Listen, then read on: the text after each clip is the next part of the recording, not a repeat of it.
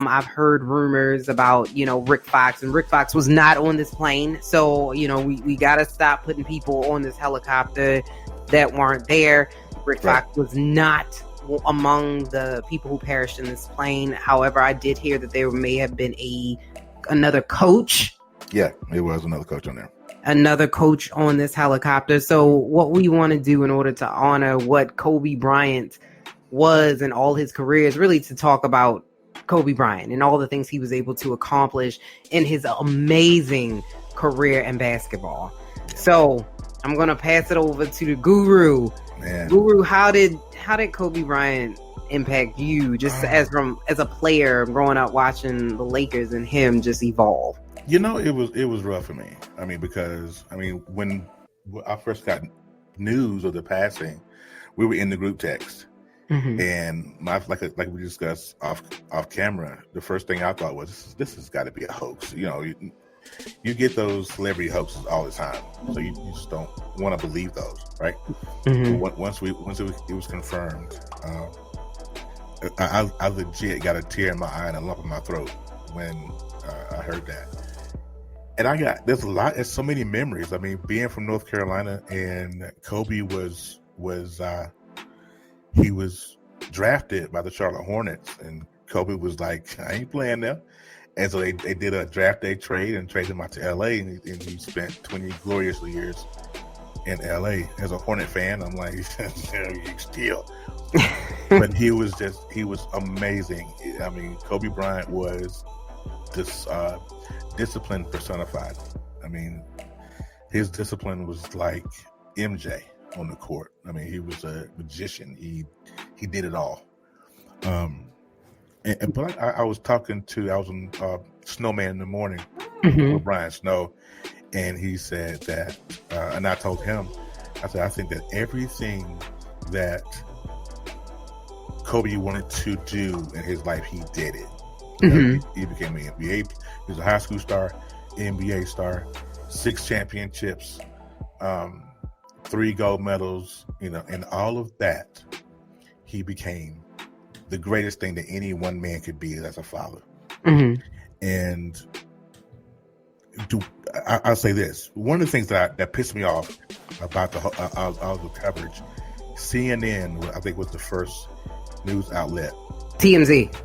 No. CNN was the first one to say was to bring up his allegation or his accusation 7 years ago. And I'm like, this man he ain't even old yet. Yeah. Man, you want to bring this up? We're talking about the legend that is Kobe Bryant. Mm-hmm. Are any of us perfect? No. Have we all made mistakes? Absolutely. But we're not talking about those things. We're talking about the man and what he did on the court, what he did off the court, him and Vanessa's foundation. Yeah. They're doing wonderful things. LA, my heart goes out to LA as a whole, because this just ripped a hole in LA's fabric with the losing of Kobe. Bring up the things that happen outside of the court. Just really crazy. Why let's not do that. Let's stick with the 5-time NBA champion, the 2-time NBA Finals MVP, the 1-time NBA MVP. Let's stick with that. 18-time NBA All-Star. Let's stick with that. Because, the thing that impacted me the most is, as a mom, to see, not only, I couldn't imagine losing a child. I couldn't imagine what that's like. But to have found out that your husband and your daughter passed in a plane crash on social media. Yeah, I can't even. I couldn't imagine. I can't even. I just can't. And my heart goes out to Vanessa, and his other 2 daughters that he leaves behind.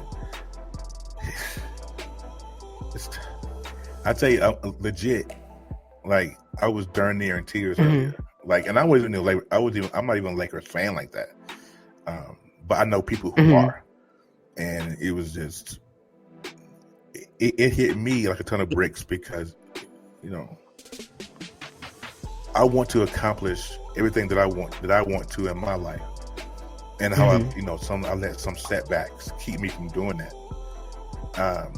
But this man, he was the epitome of, when I was in the gym, you wasn't with me, saying, and he did it.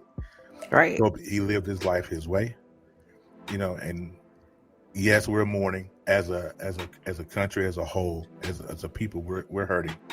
But please understand that Kobe Bryant lived his life, and that's the way. There's so many lessons that we can take from it. Let's live our life. Let's not let any grudges or ill will or whatever keep us from being who we can. This man was a 5-time NBA champion, one of the greatest Lakers to ever put on a uniform. You know what I'm saying? And it's hard.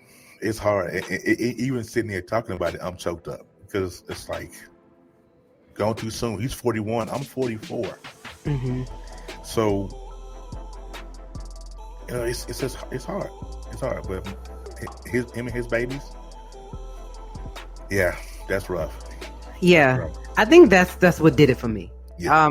Not only that we lost Kobe in such an untimely manner, but I think it was also the fact that his daughter, was on that plane or that helicopter, and so I don't know. But what was the best memory you have, like, or the best game that you can remember that Kobe had, like, of all time that you can remember? When he scored 81. I mean, when he scored them 81 points. Benchwarmers will be back after these messages.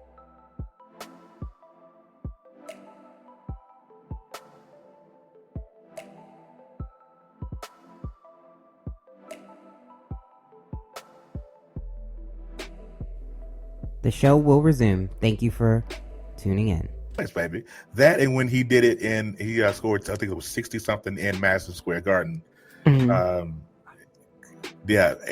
points. His final game was one that I watched. I normally didn't watch Laker games like that, but I watched his final game where he scored 60. And it was just the tribute. He picked up the mic and he said his piece. And he said, "Mamba out." And he dropped that mic and he walked away, and like it was, it was okay. So he did it his way. He was like Frank Sinatra. He did it his way. I mean, and that's just who Kobe was. Like, Kobe just was always this very quiet storm, this dominating force on the Lakers. I would say probably when he went up against Michael Jordan. So back in March, what was it, like 2003? Back then, I think Michael Jordan was on the Wizards. He outperformed Michael Jordan, with those 55 points, 5 rebounds, 3 assists, 3 steals. Like, it was Kobe's moment. And I think that, to me, was the best game that I can remember of Kobe. Of course, his last game, but for him to take a legend, and then show, it was like the transition of power. It was like passing of the baton. Like, okay, here's this legend here, and I'm kind of like in the Staples Center, I mean, because when he came into the league, though, that was his destiny. He was the heir apparent. That was always his thing. And so when that game happened, and he took the mantle at that point. I mean, so it was destiny fulfilled with Michael and MJ. Even though MJ was at the tail end of his career, matters not. The torch was still passed, and he fulfilled everything he said he was going to, that he set out to do. The championships, the gold medals.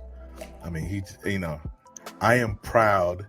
And I'm even, like I said, again, I repeat, I'm not a Lakers fan at all, but I am proud of him as a man to accomplish his dreams and his destiny. There are a lot of men, I'm speaking to myself as well, that have allowed life to stop me from being great.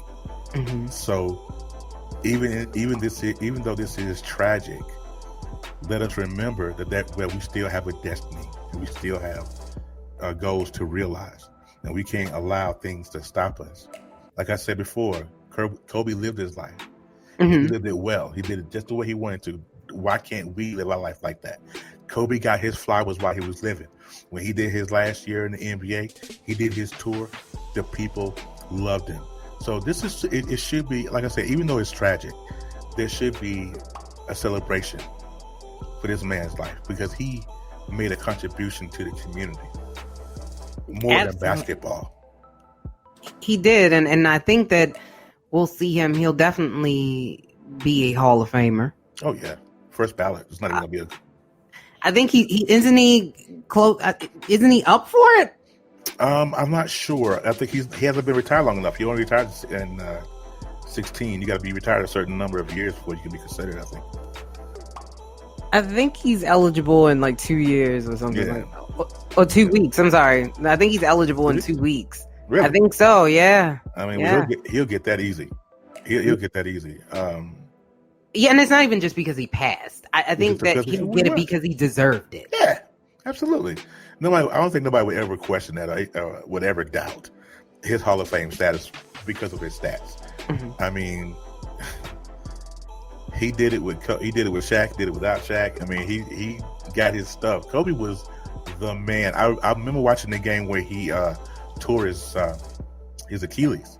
Mm-hmm. That was a hard injury to watch, even though it seemed simple, but that was a tough injury. And his comeback from that, and he's the epitome of what most men should want to strive for, because he did it. Everything he set out, he did it. Yeah, and he's been giving. So Kobe, he gave $1 million to build a museum of African American history. Yep. So he's been doing things outside. Because the last thing I remember seeing Kobe, he was on The View, and it was a little boy on there. I think he may have been sick or had cancer or something like that. And Kobe came on and he signed. Like, that's the last thing I remember Kobe doing. Yeah, he always did that. Yeah, and so I mean, it's just one of those things where things don't usually shock me, but this shocked me. Yeah. I was telling my wife that earlier today. I was like, when a celebrity pass, it's a celebrity pass. That's what happens in life. People live, they die. But this one, and I'm sure that everybody who's watching and listening can agree and attest to, this one stung a little bit. This one stung a lot, actually. It did. I'm at a loss for words, and if you know me, that's not the case. That is not the case. Yeah. Like I said, you're not going to get the upbeat least today. Usually, I'm a jokester. I joke all day, every day. But that's just, it just took something out of me. I think, like I said, just being a mom and a wife, to have to put myself in the feelings of Vanessa. Yeah. Just for a moment, they gave me pause. I mean, I'm a father. I mean, so I can only imagine what a mother feels. And to get that phone call, they claim, LA County claim they haven't notified the next of kin yet. I saw that press conference a little while ago before we came on. But imagine getting that phone call. Mm-hmm. We're sorry to have to inform you.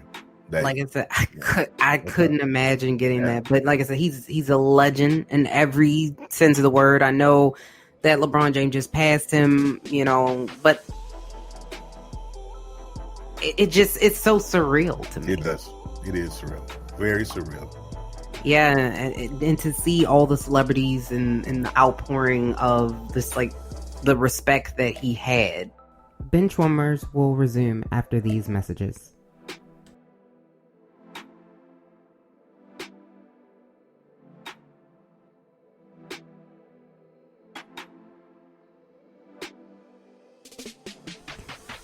Thank you for tuning in. Benchwarmers is going to resume now. Yeah. And I think that says a lot about what he was able to do for the game. So it's not even just who he was as a man, but what he was actually able to do for the game. And you go back and look at his stats, you go back and look at the games that he played, from just in every sense of the word. Yeah.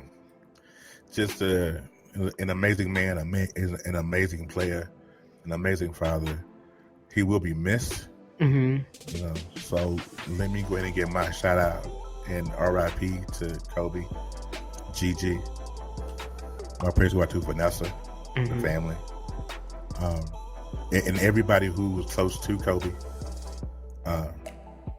This is a hole that won't be filled for a long time. But in this lesson, get this: let's live our life. Let's go get it. Whatever your goal is and your dream is, let's go get it. That's all. And he said it. He's like, life is too short. Yeah, life's too short. And he said you got to keep pushing, you got to keep moving on, and you got to keep smiling. And those were his actual words. Yeah, Absolutely. So, in the words of Kobe, rest in peace to a legend. Rest easy. Rest in peace to Gigi. Yep. My condolences go out to Vanessa and their entire family and all of his friends. My condolences. Like I said, this one hurt. Yeah, this one stung a bit. This hurt a lot of it, actually. Yeah. So this is what I want. This is what I want us to do. At least if it's not a thing here. Let me get my stuff here. Right now, before we get into any other topics on the bench warming tonight, thank you guys for joining and listening. Whoever's listening to us, I want to do the shot clock violation. We'll do 24 seconds of silence, and we're going to start that, right now. All right.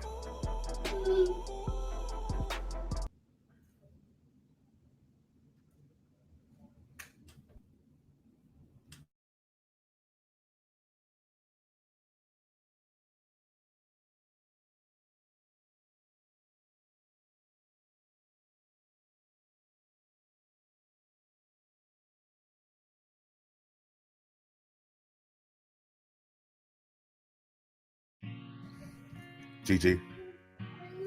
Rest in peace. All right. So, let's get it. Yes. Okay. So the next week we're gonna have to move on to another topic that actually happened today, which was the Pro Bowl. Yeah, I saw that garbage. Yeah, I'm not a big Pro Bowl watcher.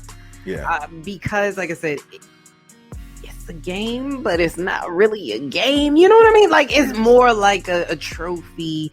But I think if anybody takes anything from this, consolation prize, is Lamar Jackson, who had a really good showing today. He had 2 touchdowns.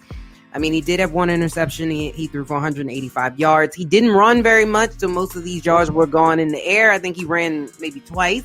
Right. So he completed 16 of 23 attempts. Had an amazing showing. So did Deshaun Watson. Came out also. He had 1 touchdown, 1 interception. What did we learn from? Let me say this. Did we learn anything from the Pro Bowl? This is what I learned from the Pro Bowl, and I learned this lesson every single year. The game is actually unnecessary to me. I just don't think we need it.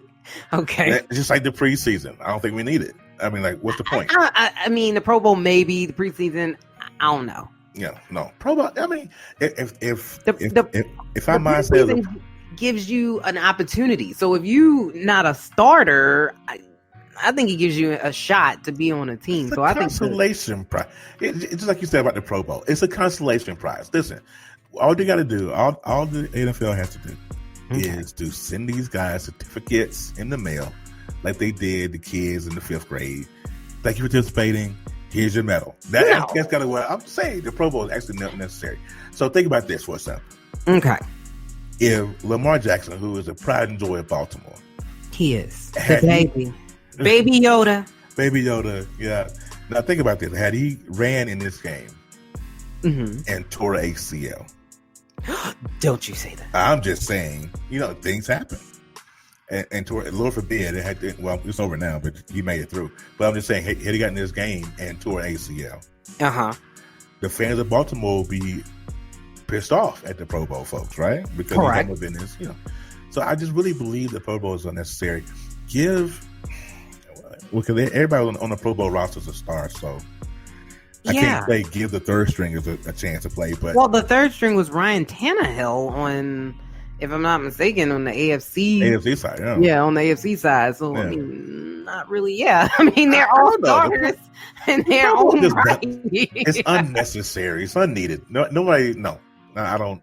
I've never bought into the Pro Bowl. We'll buy into the Pro Bowl. They had some ugly uniforms. They kept their helmets. I don't know, but I mean, Russell Wilson, he gave up his slot to Drew Brees, his starter position to Drew Brees, and he allowed Drew Brees to start. I mean, that was awesome.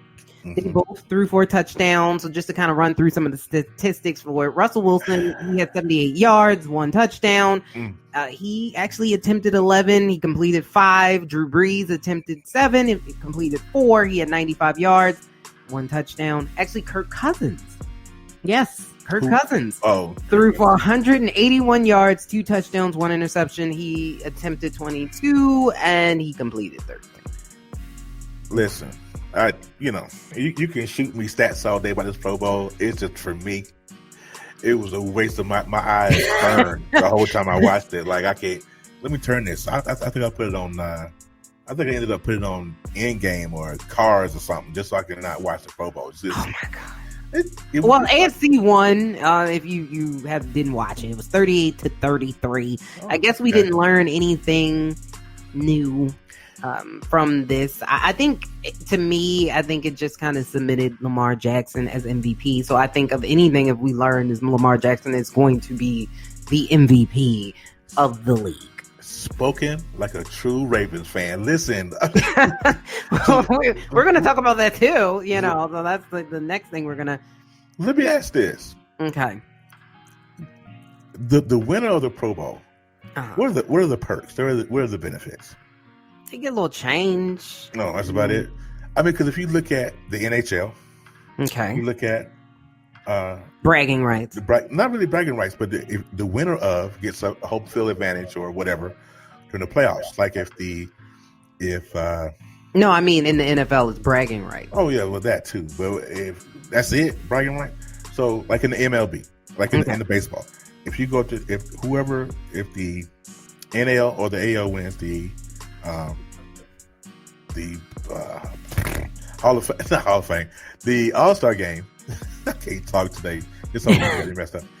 But if they win the All-Star game, they have home field advantage during the playoffs or the World Series. And one of them, they get a home field advantage. But that happens in the NHL too.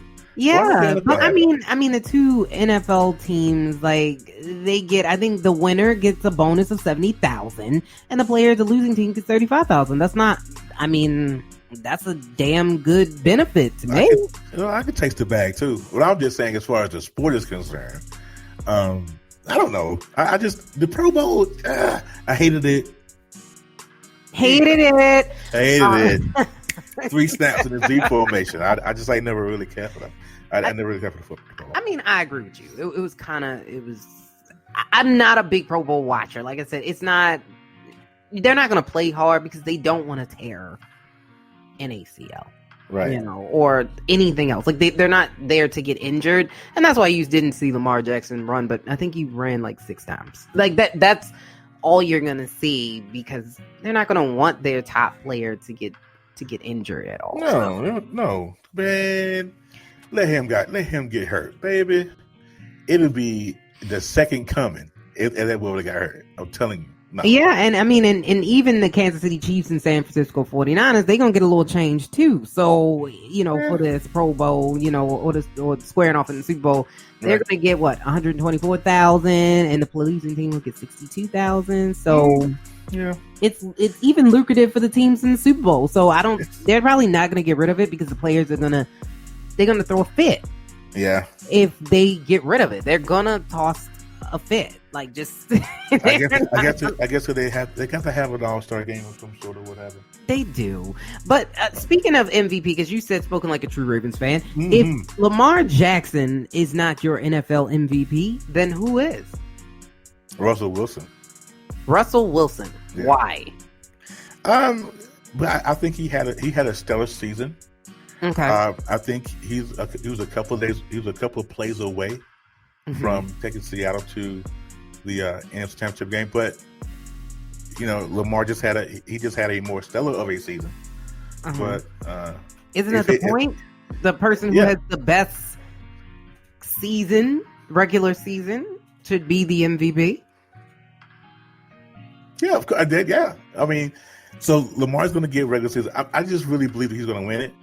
It'll be by sure happenstance or pure dumb luck if he doesn't. Okay. But if I had to pick someone else to win the MVP outside of Lamar, it'll be Russell. Because I don't think nobody else had a better season than Russell. Outside of Lamar. Okay. I mean, my homeboy is.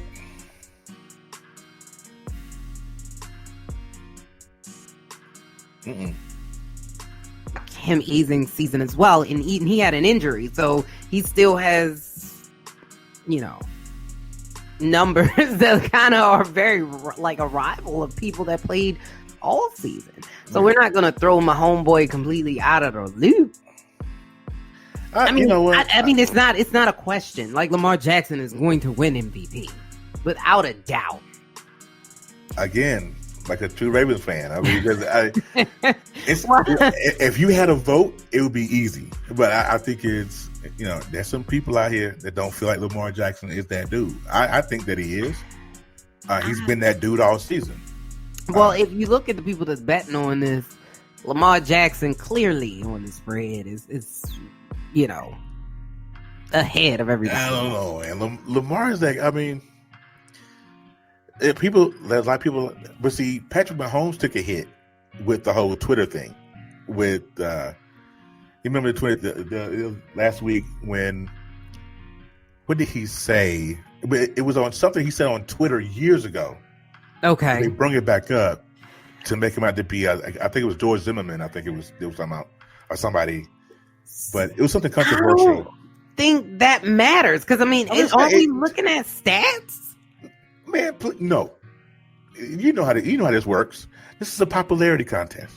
Come on, this is MVP. The stats may have about 10% part of the formula, but we talk about popularity here. I mean, you got Patrick Mahomes, who was the king of Kansas City. Okay. Who took a hit on Twitter. Okay. You got Lamar Jackson, who's the king of Baltimore and the surrounding area. Okay. You got Russell, who's the king of Seattle. I mean, so it just depends on who got all the votes. I can promise you, if they had all the votes in Kansas City, Patrick Mahomes win MVP, regardless of what kind of season he had. I'm just saying, it's a popularity contest. But the players that don't. I just feel like it's Lamar Jackson. I think you saw it with people waiting to get jerseys. Okay. No, are you saying that with bias, or are you just saying? Are you saying that like are you saying that? I'm saying it without bias. Looking at the numbers of all of the people who are in the running for MVP, Russell Wilson, my homeboy, and Lamar Jackson, without a doubt, it's Lamar Jackson. Yes, Lamar Jackson had a poor exhibition in. Yeah, that game was pretty bad. Yeah, it was pretty bad. He has a poor record in the playoffs. Yeah, he had some numbers, but they were empty numbers. You can't throw for 60 times in a game and expect to win. That's just not what it is. But from the regular season, hands down. I know a lot of people say that he lost against, or he only threw 5 touchdowns against winning teams, but the Ravens played a lot of good teams, and he beat them all. So, that is not a good argument against Lamar Jackson anymore. Right. His season speaks for itself. He was able to bring down some of the greats. Mm-hmm. We won against people that a lot of the times people didn't think we could. Right. And we beat them. Now, they lost what, 2 games? What was it? What were they? Well, 3. 3. In the playoffs. 3, yeah. So, in the 2 games they lost in the regular season, how many points they lose by combined? Well, we got blown. We don't count the Browns game, okay? So that was a different. So the reason why we don't count the first Browns game is because that was a different team. Okay, we were getting our footing, and that doesn't count. Weren't they undefeated at the time? Oh no, no, we were 2-2. No. 2-1 when we lost against them, but it was a rough game. That one don't count. Yeah, right. So let me just shout out Mike, who's in the comments right now. I don't know if you can see him, but Mike Buckhauser, who should I put it up? Yeah, you can stop him on there because for him to say that Lamar Jackson deserves the MVP is saying a lot, because at the beginning of the season he said that Lamar Jackson was absolute trash. But he said that, this was his I'll take it. He said the only reason why I say that because they put Lamar Jackson in talks with Montana and some of the greats. So he was saying in comparison to those guys, he was trash. Okay. Mike, stop it. You didn't like Lamar from the jump, and it's okay. Some folks don't. Yeah, so we did lose by quite a bit. It was 25-40 when we lost against the Browns. Ooh, and stop. Okay. And we lost against Kansas City. But we lost in Arrowhead. Okay. That's what I'm saying again. Patrick, my homeboy. And we lost what? No. We listen. Lamar Jackson, he deserves it. Hands down, he deserves the MVP. He was able to do what no other. He single-handedly changed the conversation of running quarterback. Right. He did. He did do that. He deserves it. Yeah. And he broke all kind of records. He did. Broke Michael Vick's record, right?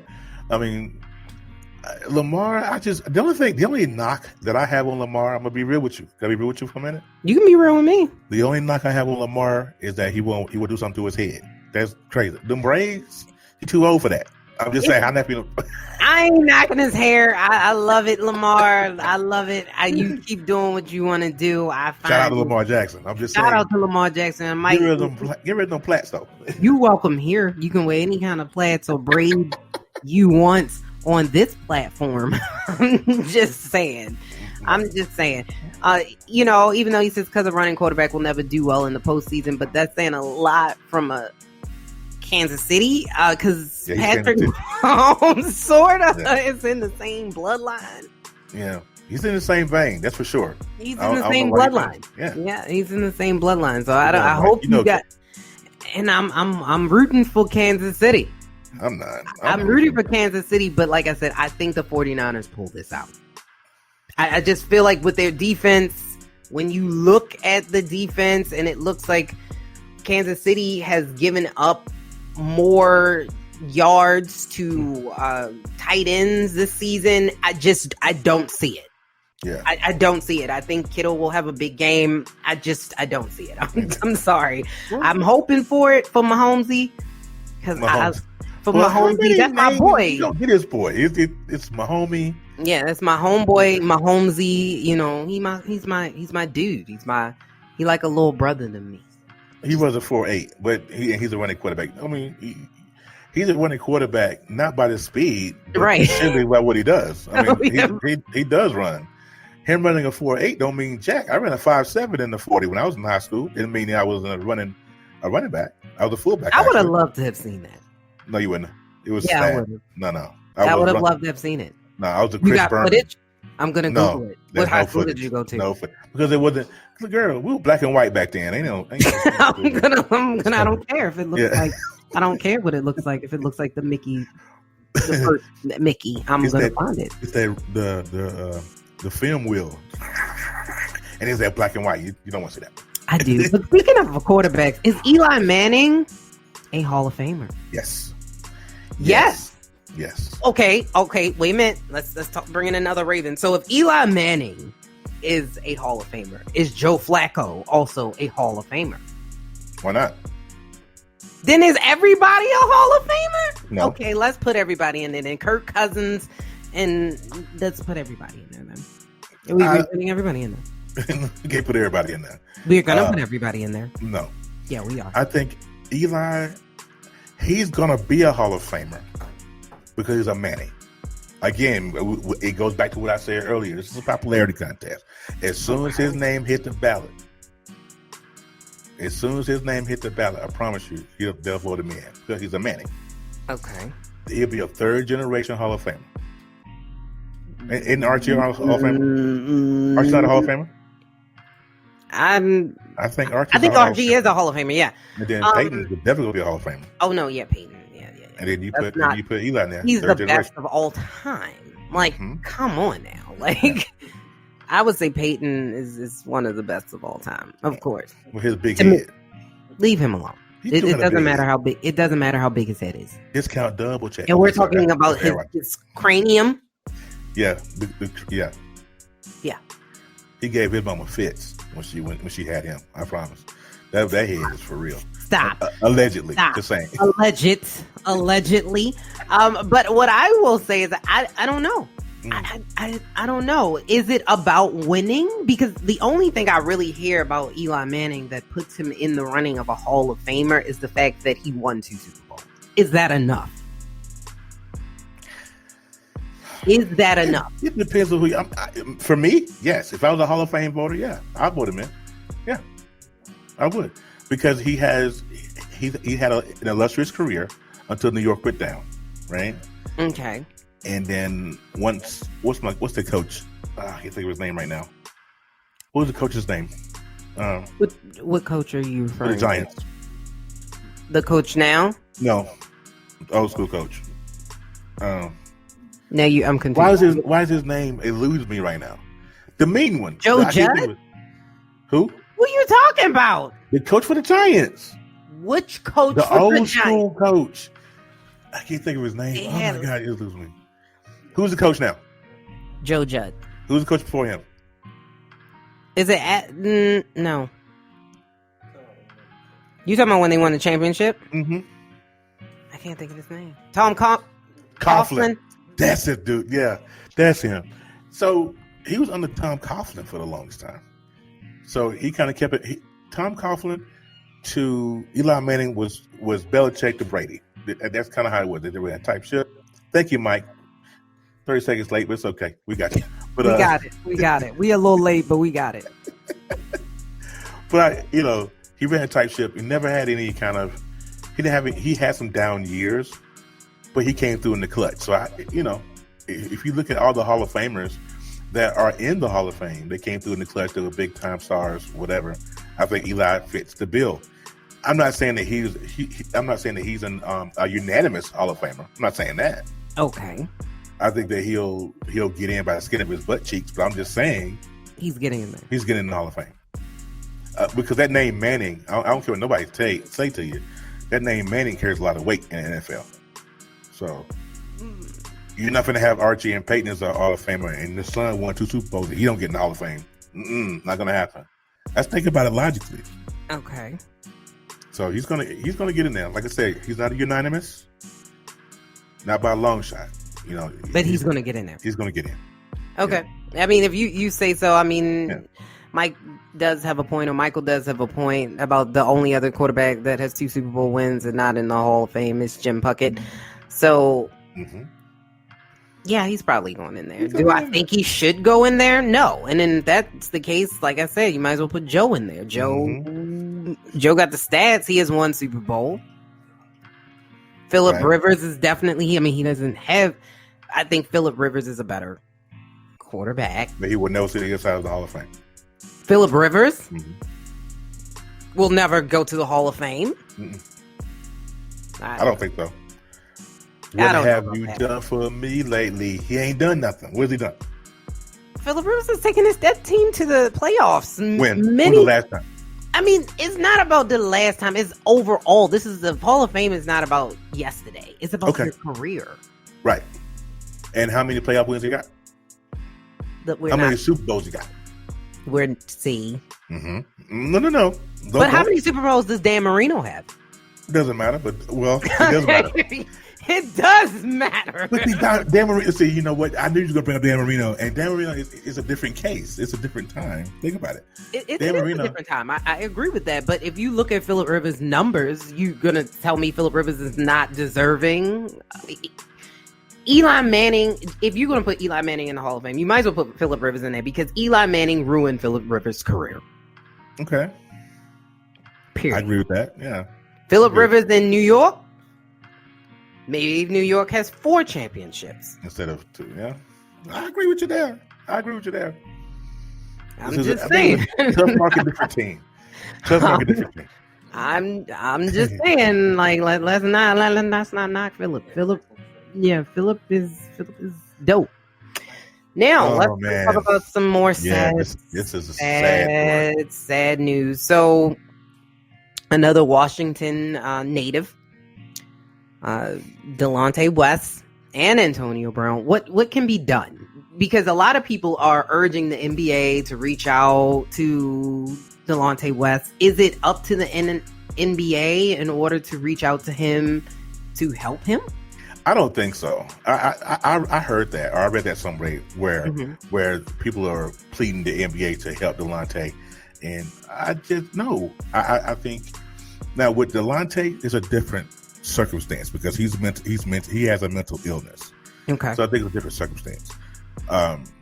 Yeah, I think he's bipolar. Bipolar. Mm-hmm. Okay, so it's a different. We don't know that about Anto. Well, okay, alleged. Allegedly. We don't know what he got. Right, we don't know. He's got something though. He does because he tried it for the Saints. They said he caught everything that they threw at him, and he's still not working. Right. Like you know that there's something wrong there because for a minute there, I thought that Antonio Brown might get back in the league. He's done. Yeah. I think maybe now because I think we're seeing all of the things that have happened, but I thought he might. Yeah. I mean, that's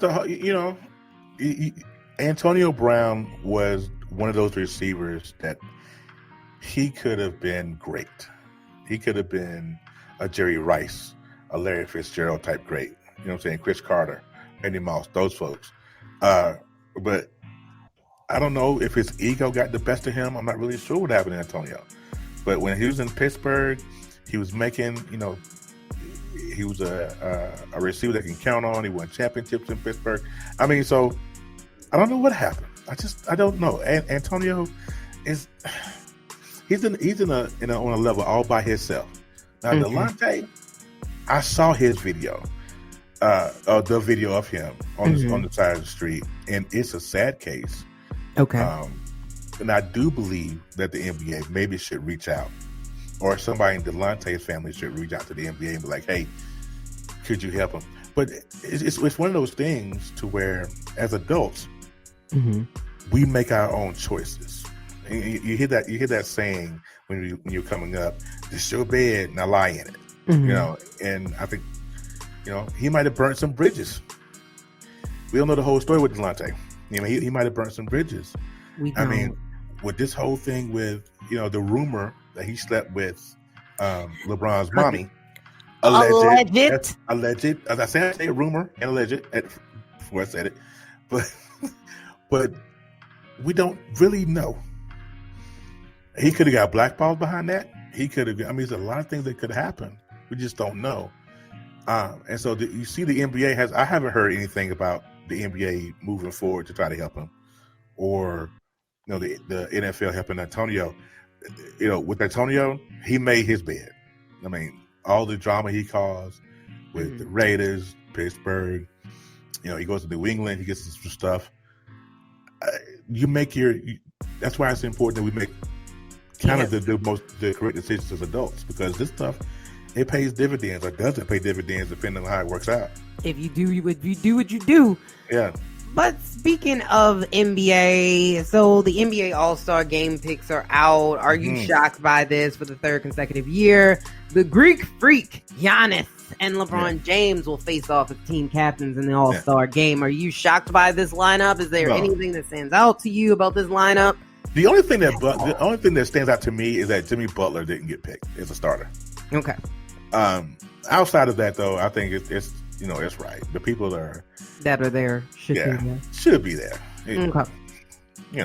My boy, Jimmy B, former Bull. So I'm a Bulls fan. So I know you're a Bulls fan. Absolutely. Yeah, but my boy is there because he's a fun guy, and he's gonna have fun. I don't know. I don't know. Talking about LBJ? No, Kawhi. He's a fun guy. He's gonna be there. That's another one. Do something to your head, boy. That you too old for that. He has cornrows. What's wrong with cornrows? What's wrong with that? How's Kawhi? When you're playing as well as he's playing, you can braid all your edges out. Come on. Yeah, Kawhi, he's playing some monster ball. I saw him duck over two guys the other night. I was like, ooh, he back. And so they can braid your hair. Braid my hair. You can braid your hair. You can sit in between some other man's legs. He can braid your hair. Yeah, that's not going to happen. When you playing that game. That's not going to happen. But listen, though, the only thing that he need now is just, remember, like you got baby girls. I do. Put the little beads on the end. I do have beads in my daughter's hair. Yes. He gets some of them, you straight. the Trail Sprewell style, baby. Let's put some beads in there, and with the aluminum foil at the ends. With the aluminum foil, the rubber band, so keep it falling out. No, leave him alone. I think this is going to be team captain James. I just feel like this is going to be James' year. It's Giannis' year, man. I think so. No. And I like Giannis. I do. I like Giannis a lot, but I just feel like it's going to be LeBron. I think LeBron, his age is... Because you're a LeBron fan. Of course you I am. I'm not being biased. I'm just saying, like, I feel like LeBron is going... LeBron don't have a choice. It's Giannis' year. I'm sorry. Here's a test for you, though, real quick before we go. You mean, wait a minute. Are you saying he's going to win? Are you talking about an NBA championship? Oh, Giannis? No. Okay. No. Right. He's not going to win a championship. This is LeBron's year. He's not going to win a championship till he leaves Milwaukee. This is not going to happen in Milwaukee. We can just go ahead and forget about it. I mean, he got another year, I think, on his contract, and then he's a free agent. Or he's a free agent this summer. I think if he has another, I want to say he has another year. Yeah, but I don't know. That's tough that you're saying that he won't win a championship with the now Milwaukee. He won't. It's just like until Chicago. Just like listen, I'm a Bulls fan. Listen, I don't know about that. If Chicago, he won't win a championship. He'll win a championship in Milwaukee. He won't do it. Just like another championship would not come to Chicago until they rebuild that team. Not going to happen. Now, I agree with that. Yeah. I'm not going to. Now, I heard rumor, alleged, before I say that. Okay. That Steph Curry is trying to recruit him to Golden State. I saw that. Now, if you get him to Golden State, now the dynasty is back. In Golden State? Yeah. Yeah. That's not going to happen. He's not going to Golden State. Why not? It's not going to happen. Why not? Yeah. Money talks. Money? And they're going to throw it at him. They're going to throw it at him. No, he's not. I think the NBA did something. Like, he's not going to Golden State. Okay. Did they stop the super team rule in the NBA? Yeah, I think they did. I was like, he's not going to Golden State. Well, if they did that, then he won't go to Golden State. I don't feel like... I can see him in San Antonio, though. That'd be great. Yeah, maybe San Antonio, but he's definitely not going to the Golden State Warriors. Like, I just don't even see him there, just period. Yeah. Like, I just don't see it. It might not happen. We'll see. It's not. But let's talk about Zion, because Zion came back and he had an amazing showing. That's my man. Yeah, at least in 3 minutes, he put up 17 points in his debut. What did you learn? Anything new? Did anything stand out about you? Now, the Spurs did win this game. The Pelicans did not pull this out. Mm-hmm. But did anything stand out to you about Zion? We're talking about Zion Williamson, baby. Now, I don't know if you know this or not, but my favorite basketball team is the Duke Blue Pelicans. Devils. It's the Duke Blue Devils. And Zion did his 1 year stint at Duke. So I saw him play his whole college career. Mm-hmm. And I just knew he was going to be trouble in the NBA. I mean, but he came out of high school trouble. Okay. Did 1 year in college as trouble. You know, it's a foregone conclusion if he can stay healthy. I think that's going to be to me. Okay, yes, he put up 22 points. 17 of those points would happen within 3 minutes. Great. To me, I just feel like he's going to be injured. I think more. Not saying that I want him to be injured or anything like that, but I feel like he's a little heavy. Yeah. He plays with a lot of power and he's heavy. Yeah. And I feel like that's going to be problematic in the NBA. It could be. It could. No, be. It will be. Like it's not. It could be. Well, I'm not. Well, I'm wishful thinking because I'm a Zion Williamson fan. I'm wishful thinking. But you're right. I think that it's going to be problematic. He's going to carry a lot of knee injuries. Mm-hmm. Because unless he lightens up his load, mm-hmm. And it's a long NBA season. So. Yeah, but like I said, I'm wishful thinking, hoping that he can stay healthy all season. But I don't see it happening as much as I wanted to see it happen. Mm-hmm. I don't think so. But with the time he does play, though, he's in trouble. I think so, and I think you're going to continue to see these big showings of Zion and throughout the season. However, like I think he's going to have some issues. That's just me. Yeah. I think he's just going to struggle a little bit until he gets into NBA prime or NBA shape. Well, I think if the Pelicans do to Zion what the Clippers do for Kawhi and put him on load management, I think he can make it through the entire season. But if he plays every single night, and by the time he gets to the All-Star break or the playoffs, if they make the playoffs, he's going to be wore out completely. Yeah. So I think if they put him on load management, why not? If they can put Kawhi skinny butt on load management, I'm sure they can put Zion big stuff on load management. And say that I think people give load management a hard time. You just mentioned that last week with Kawhi, and you said you weren't too sure about it. You didn't like the load management. Well, now for Kawhi, I think Kawhi is too young to be on load management. And he is. How old is Zion? Zion is younger than Kawhi. Yeah. No, what I'm saying is, okay. Let me clarify what I said last week. This week. Okay. What I mean by this is that I feel like the teams should incorporate load management for whoever. I mean, you have star players you want to preserve, especially if you are a contender. I mean, you look at Milwaukee, who is a contender out east.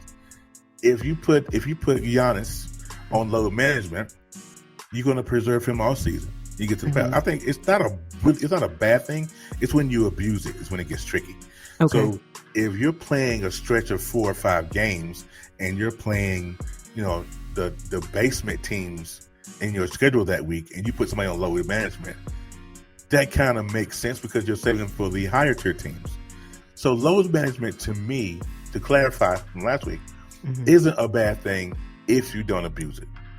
Okay. Yeah. I mean, Zion's 19. So I don't know. We also know that Zion is a little bit heavy. The New Orleans Pelicans, because despite his hot fourth quarter run, he was kind of quiet. He didn't really do much. He was tired. He was tired. I'm just saying. He's been out. He was out because of his injury. He didn't work out, allegedly. We don't know that. Allegedly. But he was tired. And that's what happens. I mean, so load management in that bad. But I think once he, like you said earlier, once he gets in NBA shape, he'll be fine. But the Pelicans organization, they know. They know what they got when they drafted him, they knew what they was getting. So I think, of course. Yeah, I think they knew what they were getting, but I mean, I don't know. Like I said, he really, besides that fourth quarter stretch, really his name mentioned. So, I mean, him being tired, that doesn't make sense because he didn't play and he didn't really shine until the fourth quarter. So, right. I mean... Right. But I think that comes from him not being in NBA shape. Cole Johnson I think his conditioning is off. What can I say about this program? It has many segments. Going in, upon further review, adult of the week, and many other segments as well. This is a show that is for you. So join me, 7 a.m. Eastern, 4 a.m. Pacific, Monday through Saturday. SportsStarChannel.com.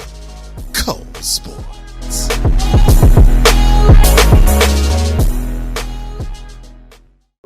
Yo, come check us out. It's Coach G from The Assist. Let you know you can tune in to us at The Assist every Monday, Wednesday, and Friday at SportsTalkChannel.com from 8 p.m. to 9 p.m. Eastern. We're going to give you that real spill, keeping it to you raw. Also, if you don't want to hear from me, come check out our other squad, 24/7 round the clock. We kicking it to you real spill, baby. Sports fans, there's finally a sports platform dedicated to everybody who lives and breathes the entertainment of the sports world. Championship Circle is the realest, most passionate sports show out right now. Tune in to Championship Circle Monday, Wednesday, and Fridays at 5:30 p.m. Eastern Time on SportsTalkChannel.com, Spotify, iTunes, and any other of your music platforms. Do you like college football? Of course you do. Do you like college basketball? Of course you do. Do you like the NFL? And do you like in-depth coverage and a lot of other things like basketball, pro wrestling? Of course you do! Check us out at the Playmakers Blog Podcast, featuring Darnell the Playmaker Solins and yours truly, Dallas Glenn. We're on iTunes, Spotify, iHeartRadio, and now SportsTalkChannel.com. If you're looking for a sports hosting show that gives you the flavor, that brings the energy, that isn't about this or that, it ain't this or that, then you've come to the right place. I am that man, your man, the illustrious tour guide Cole Johnson. Cole Sports! 7 a.m. Eastern, 4 a.m. Pacific, Monday through Saturday on SportsTalkChannel.com. Sports fans around the world, do you love football? Do you love basketball? Do you love wrestling? Here at the Playmakers Bar Podcast, we cover all three, hosted by me, Darnell the Playmaker Silence, and Dallas Glenn. NFL, college football, college basketball, NBA, WWE, with a little AEW on the side. You can check us out at iTunes, Google Podcasts, Spotify, iHeartRadio, and now Sports Talk Channel. Cole Johnson here, Cole Sports. What can I say about this program? It has many segments going in, upon further review, Adult of the Week, and many other segments as well. This is a show that is for you. So join me, 7 a.m. Eastern, 4 a.m. Pacific, Monday through Saturday, SportsStarChannel.com. Cole Sports.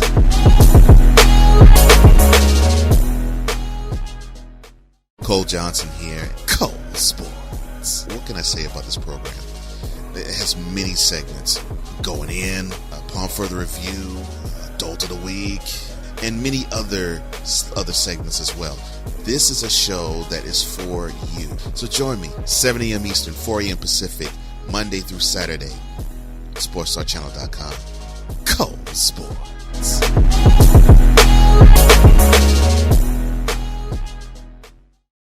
Tired of the same sports shows with pre-written lines?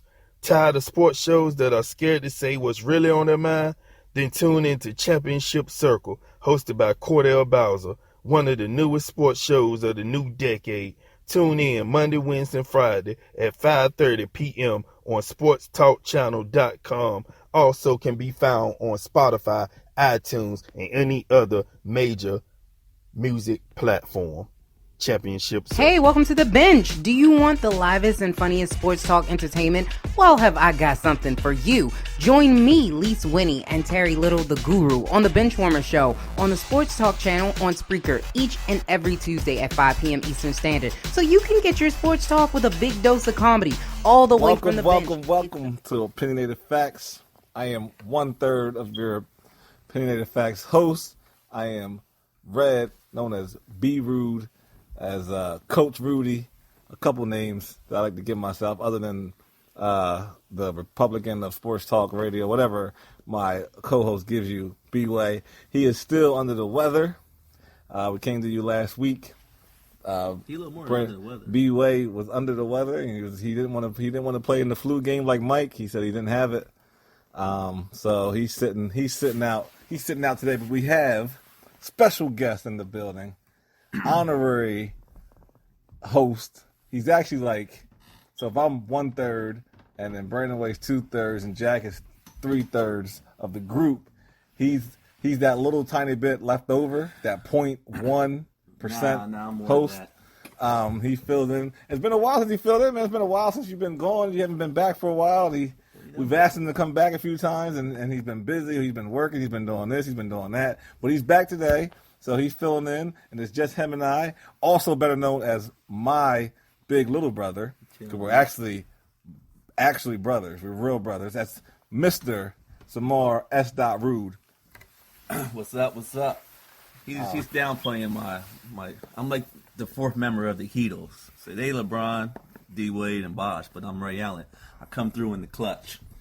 I mean, Ray is still Ray. Still Hall of Famer. But he's still fourth. Is he Hall of Famer? Yeah, raise in. Come on, let's stop. Well, we come to you today with sad news. We wanted to bring a little extra energy because we've all been focused on the sad news and the extremely early passing of one of the GOATs. Some people say the GOAT. Nobody says that. Some people say the GOAT. Nobody I don't says think he's that. ever got enough. I don't think he's ever got enough respect in that category, especially for me.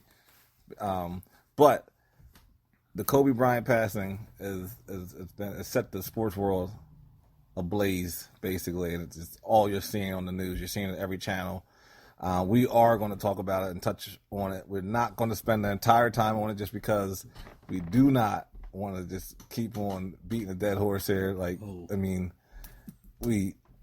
that's a bad. I guess that is bad. You said, no, we just don't. We don't want to keep Can we say dwelling top on five it. dead or alive?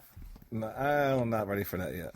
But that hearing the news yesterday, I was leaving lunch, and my phone kept going off, and I'm just, just finding out. And TMZ broke the news, and I don't ever really believe anything from TMZ or any other outlets unless I see it from like CNN or ESPN. I base everything off of ESPN. If they reported, it's fact. I didn't believe it until Woj reported it. Woj's never wrong. Put it out there. Oh man, Kobe dead. Agent Wojnarowski, he broke the news, and that's when I was like, oh, this is a real thing. I was hoping his wife and the kids were on board. I knew, but right away, my first thought was Gianna, because they're always together. So that first thing was, if no one was on that helicopter, she was. It's only you almost knew she had to be. They're always together. Anytime they go somewhere, they're traveling together. And the initial together. reports were saying all 4 kids were on there. Yeah, I didn't believe none of that. I didn't believe anything until I found I felt like, okay, Gianna's probably on there. Other than that, I didn't feel a way about anything. I was just, we'll wait till the news comes out. But hearing the news of her passing, and not only just her, but her friends, she had other girls that were her age on there as well. Her teammates' parents. Yes, and that was probably the more difficult part for myself, just because I have children that are younger than her. My son is 11, my other son is 7. And we both got kids that are coming up, and we want to, regardless of what happens to us, regardless if you're around or not, you don't ever want anything to happen to them. I thought the Kobe thing was tragic, but the news that hit me was Gianna. My daughter's 8. I just thought about going down. What are you going to tell your daughter? And in those last moments when... Yeah, because we always think, in the helicopter or plane, you have time to think about what's about to go. That's what makes it the worst part about it. Yeah, so you're in your mind, you're like, what do? You have your kid, tell them it's going to be all right before, you hit that ground. You're hoping, but as an adult, as he's 41 years old, he probably knew it was a good chance that this may not end well. But she wasn't, she was probably just scared or whatever. We don't want to speculate, but it is a very difficult time, and we just want to send our thoughts and prayers out to the Bryant family. As well as the other families. And well as the other family. I know we're getting away from the other people just because Kobe was such a figure in our lives, especially. We grew up on basketball and Jordan and LeBron and watching Kobe. And we grew up on this stuff. We're throwing paper in the trash can in high school screaming Kobe. Kobe. I heard my boss walk in the office today and do it. So it's like we've been doing that stuff for years. So it hits home for a lot of people. One of my friends said last night, he felt like he lost a family member. He said, "Yo, this messed me up so bad. I feel like I lost a family member, and I never even met the guy." So again, thoughts and prayers with everyone involved, and hopefully they have better days coming. You want to talk about anything that had to do with Kobe, or maybe a favorite story, a favorite time? I mean, I had the pleasure of seeing him play live. I actually took our sister Sheree to the Sixer game once. I remember the first. It's funny now because the first I'd say the first minute of the game, Kobe went down with an ankle injury. So here we are, got these great seats. We're 15 row off the court. Great seat. She's like, right away, it happens. He stays down on the ground. She's like, Kobe, no. And the whole arena's quiet. First of all, the entire arena's quiet. So we're all sitting there waiting. He's going to get up. Me personally, I wasn't a big Kobe fan, so I didn't even care. I was just sitting there like, okay, whatever. I was just there for her. She's like, Kobe, no. Kobe, please don't do this to me. I came all the way here, Kobe. Please don't do this to me. It's not. And then, but later on in the game, he actually came back and played. So that's just a funny story I had from watching him play. Though I've seen him play a few times, but that was my most memorable one, just because my sister was upset about what just transpired, and he was actually fine. Came back to the game a couple minutes later and was fine. Yeah, I wasn't never really a Kobe fan. I mean, I thought, especially late in his career, it was hard to win with him. Made a lot of excuses. But the last game, that's one of my best memories of Kobe because I was out. I was at a bar, a club, and it was something if you saw it in the movie, you wouldn't believe it. The 61. But it was because the game was close and they were down. Every shot down the stretch mattered. Take away, he shot 51 shots that game, but come on, man. At the end of the game, he was clutch. What people don't understand, though, with you are a Jordan fan. That had nothing to do with Kobe, though. It has everything to do with Kobe. Nah. Just like me, that's like me saying the reason why I wasn't a Kobe Bryant fan necessarily is because I was a big LeBron supporter. Because it's always that debate. It's always the Jordan, Kobe, LeBron debate. I don't think nobody debates Jordan versus Kobe. Nobody ever said Kobe was better than Jordan. That's because they forgot. Like Allen Iverson said, man, they must have forgot. You're right. Nobody ever debated that. Kobe, wasn't really a Kobe fan because I wasn't a fan of always deflecting on other people. When you're the leader, you're trying to say, "Oh, I ain't got enough talent around me. It's my teammates." When you're a volume shooter, and he was shooting a low volume late in his career. I mean, those 8 for 26 games when they were losing. I didn't like that. I can like players that are rival. I'm a Kawhi fan. He plays both sides of the ball. Jimmy Butler, they play both sides. Those kind of players are the kind of players I usually gravitate towards. But I feel like anyone that's compared to that. And the thing with Kobe was people don't compare him and Jordan. I feel like it's because Kobe Bryant. A lot of people think he's a movie we already seen because he was the closest thing. Like he emulated Jordan. Like a lot of the moves we've seen, everything he did, we've seen Jordan do it. So the comparison never came from like Michael Jordan, Bryant. It was always Jordan, James, because we really didn't see someone that good that could do what James did. Like you had the Alvin Baylors and the what's Robinson guy's first name. What the heck is his name? Forgetting right now. Robinson.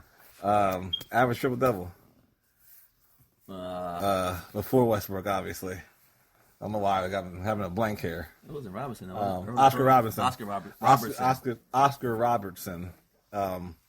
He was like the closest thing people say to seeing LeBron. He just took it to another level, LeBron. And because we don't feel like we're watching Jordan all over again. Robertson played point guard. LeBron played point guard. Was like a scoring Magic Johnson. It was better. And we haven't seen this before. People are saying we haven't seen this before. We've seen, like, people say, oh, everything Kobe does, it's Michael Jordan. But the biggest difference I see with the Kobe-Michael comparison, Kobe's more reachable now. Now he retired. Like, Jordan still lives in a bubble. Like, you don't ever hear a word from Jordan. You might see him smoking a cigar. You might see him sitting on the bench from time to time, the team he owns. Because you're proving the point. Because Michael Jordan can't be reachable. When Michael Jordan goes somewhere, he shuts it down. That's not, no. Jordan can't go to his daughter's game. He shut it down. First of all, if LeBron can go to his son's game, anyone can go anywhere. Jordan can go anywhere he wants. He's been to his son's game in that little JUCO they played at. Don't disrespect his little Marcus. I'm not disrespecting. I'm just saying. They definitely, Kobe Bryant, you see the pictures. This guy got a picture with everybody now. Like the reason why I was social media area changes it. Media era. I was telling somebody this yesterday. Kobe being in that accident and tragically dying is a bigger story than if it happened to Michael Jordan now. Only because of his age and how sudden it was. If it was the same thing, say Michael Jordan was in that helicopter, he's still the age he is, whatever he is, 52 or whatever, how old he is. If it's him in that helicopter, it's still a huge story. It's still a sad thing, but I don't think games are being canceled or even talked about being canceled. I think, yes, it's a big story. Well, they ain't cancel no games. They just canceled the Laker-Clipper game. Well, they wouldn't cancel the Chicago Bulls game. Bulls are playing right now. I'm saying they wouldn't cancel it if it was Mike in that helicopter yesterday. Kobe, it's a bigger story because he was the players are right down. They played with Kobe. He was way more involved than Michael had ever been. Michael My, no, I don't think my so. co-host is over here knocking over things on our bar that we're currently sitting at. Kobe played with a lot of players that are still in the NBA. Jordan's removed from that. Way far removed, not only from the league though. Jordan owns his own team. He ain't that far removed. He's part of the league. Yeah, but he don't have the same connection that Kobe had with some of these current players and the mentorship. Kobe's connection is what it is because he made it that way. It'd be bigger. I think it would not be bigger. This is the hugest thing that could have happened. Besides, I mean, it's the hugest thing that could happen. I think it's the most tragic for a legendary sports player to die that suddenly at that age. I can't think of anything comparable. You think about Roberto Clemente, but he wasn't a legendary player like Kobe, died in the plane crash. But there's never been legendary status type players that died just so suddenly before their time. In the way they went down, a helicopter crash. I mean, you hear some of the stories, man. Some of the stories are phenomenal. Some of the stories are funny. Some of the stories are sad. I know I watched T-Mac interview today, and him and Kobe were pretty good friends, and they always watched their daughters and coach together. And he told a story about something Kobe said, which was crazy to me, but how he talked about how Kobe said always said he wanted to be legendary and die young. I mean, that's probably young Kobe saying stuff like that. You know, people say before they have kids. Yeah, pre-marriage and before he had kids. Of course, he wanted to be around for his children. Once you have kids, your whole goal in life is to see them to their age. And there's just so many weird things. There's so many weird things going on out there. Like you're seeing the plane crash cartoon thing that came out 8 years ago. Someone replayed that and retweeted it. And social media are so terrible when it comes to things like this because everyone's so insensitive. Like everybody wants to get that reaction, that like, and when you say terrible things, that retweet. Yeah, that retweet or that World Star put this up. Is this person tripping? And he's tagged on it. And now he gets 10,000 more followers, and he already had 200. Whatever. It's always someone's always searching, but it's a tragic thing, and there's no reason why anyone should be making light out of it. Like I said, I'd be lying if I sat here and said I was a fan, because I wasn't necessarily a fan. I respected his talent. I respected his talent. I respected his work ethic because he worked harder than anyone I've ever seen. But the reason why I didn't like him as a basketball player because he was so good. I respected. He was one of the most clutch players I ever seen, so I give him that. But I didn't feel like he always made players around him better. He didn't have to really though. He made himself better. There were some dark days in L.A. when he was there. Yes, there was some dark. There was also some dark days in Chicago. There was some dark days in Cleveland. There were never no dark days when Jordan was there. Jordan didn't win the chip his first year in the league. There was some dark days in there. They were still playoff teams, but that was before Jordan. What about the 3 years that Jordan was there? Kobe was Kobe and they were losing. Once Jordan started winning, he never stopped winning until he decided to play baseball. No, he came back. But we'll get back to that. Yo, we gotta pay some bills quick. We gotta get off. We have to go shoot the commercial. You are watching us live. Watching us live. We are on Sports Talk channel. Please tune in. We'll be right back. We are back on Sports Talk channel. You are listening to us on Sports Talk channel. We have 1/3 of the Depending Native Facts boys in the building. We have that 0.1. That 0.1% S. Rude. Is it S. Rude? Samar. What is it? Whatever the people want to call me. The people don't even know you. Oh, they gonna know. They gonna learn today. S. fine, man. S. fine. So I'm your host today. I'm Red, and we were just talking before we went on break about MJ, and he's such an advocate for MJ. I personally never liked Michael. I mean, I have a bunch of his shoes. Everybody likes Mike. Michael Jordan's name brand is way bigger than he is right now. No. And that wasn't the case with Kobe Bryant. Kobe Bryant, like I said, he was available. Anyone could reach out to him. And he had a relationship with a bunch of people. He just retired 3 years ago. 2016. 2020. It's a little over 3 years now. I think he was 38 when he retired. But he's still reachable. Is my point. He's an advocate for girls basketball, and he's well known in that world. He's done a lot for current players in the NBA, former players in the NBA. He mentors some players, but I'm not gonna be prisoner of the moment. Kobe's Kobe. He's legendary. He's top 5. You can't argue none of that. We're talking about outside of basketball. Yeah. This is his legacy. He was hitting his own. He was getting into he was getting into a second career. He was doing it well. He won the Oscar. He changed his perception. Because Kobe was always known as an asshole.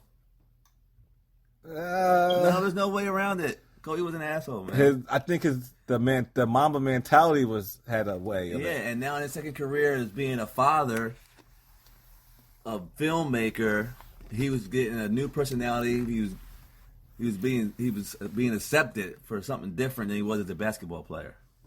I think the legacy of him outside of basketball was on his way to being greater. It was. They were saying that he was on to a second career was going to be as great as any other of the famous athletes on his second career.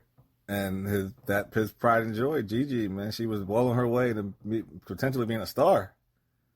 I mean, she's next. I seen the hashtag today. It said Mambacita. I thought that was pretty creative. Like she was about to be. People think she was it. Like he even thought. That's the hardest part of the story. Every time I think about it, is that's what bothered me yesterday was Gianna.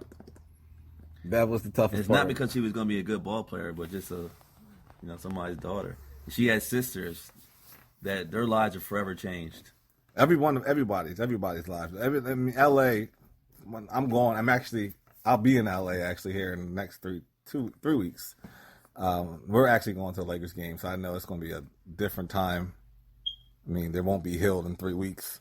It's not something that's going to be done and over with. So I know by the time I get out there, it'll still be something that's ongoing. And, we pray for the people of LA. We pray for the Lakers organization. My brother don't really pray at all, but I'm praying. Whoa. Don't put that on wax. I'm praying for you guys. I pray every day. Nah, he prays for Jordan. Like I said, Jordan brand is way bigger than Jordan's name. You can't name. put that kind of stuff out there. I can, and I will.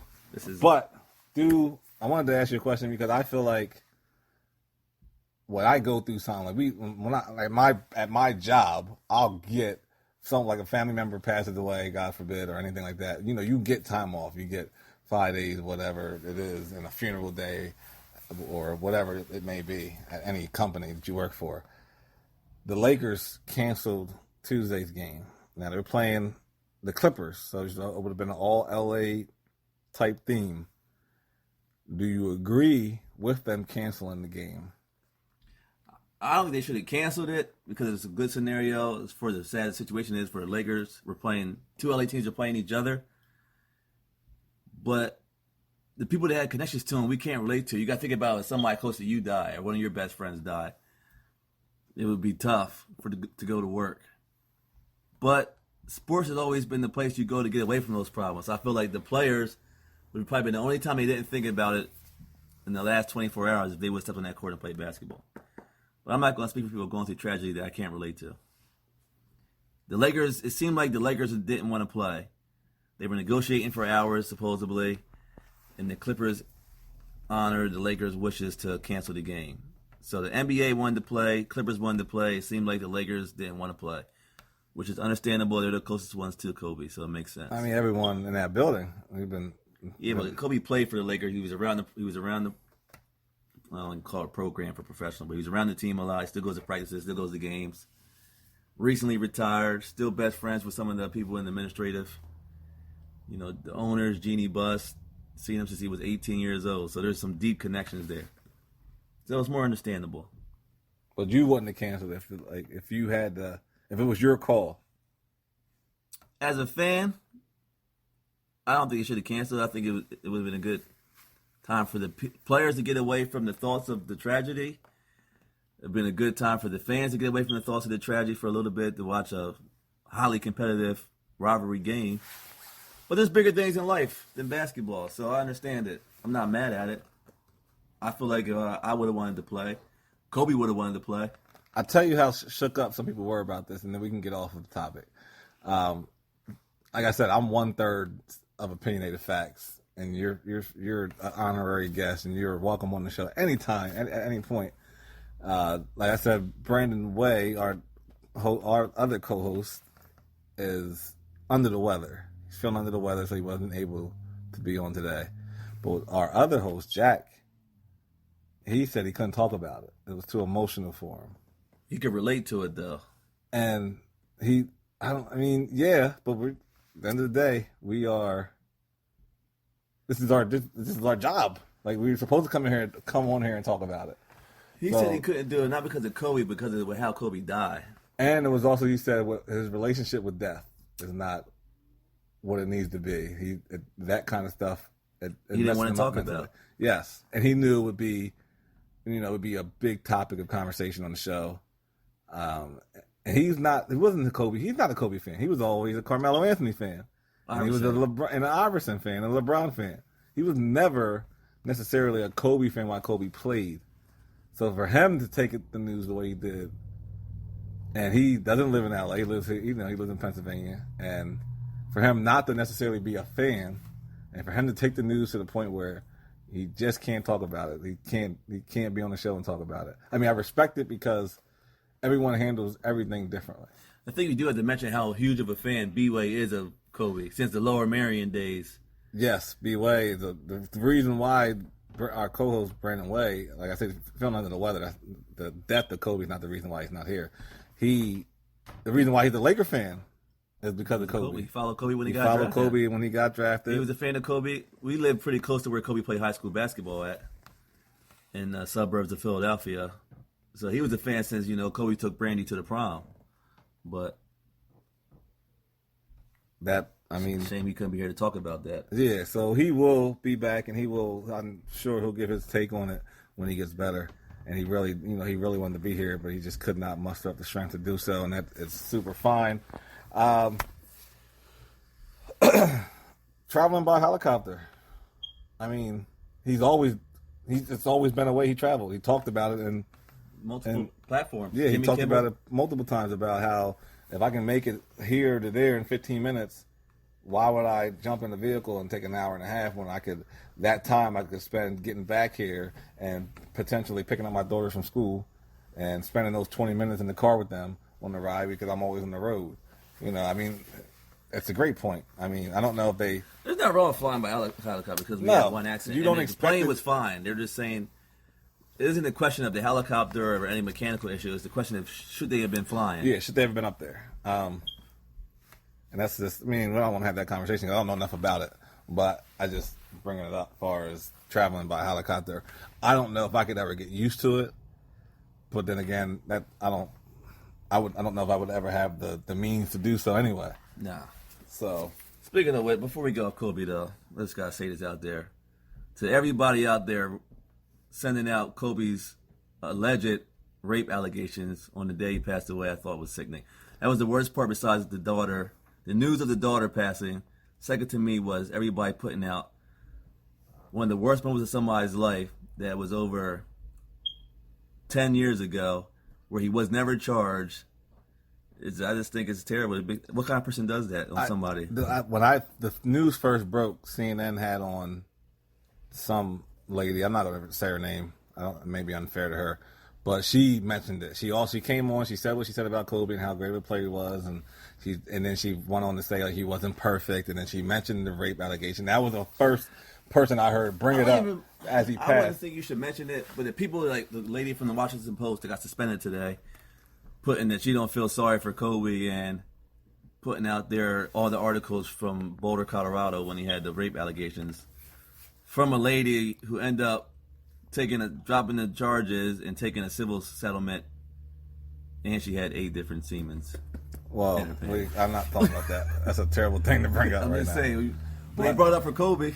Right. I think it was distasteful for the lady to mention it, and maybe she didn't want to just say all positive things and not mention he did have a downside. He had some did have a slip up in his career, but he went on to do these amazing things. I don't know what her motive was. I don't know. I'm just saying. Yeah, but you take one moment of somebody's life. We all have skeletons. I don't care who you are. We all have done things you're probably not proud of in life. He lives on a different stage than we live on.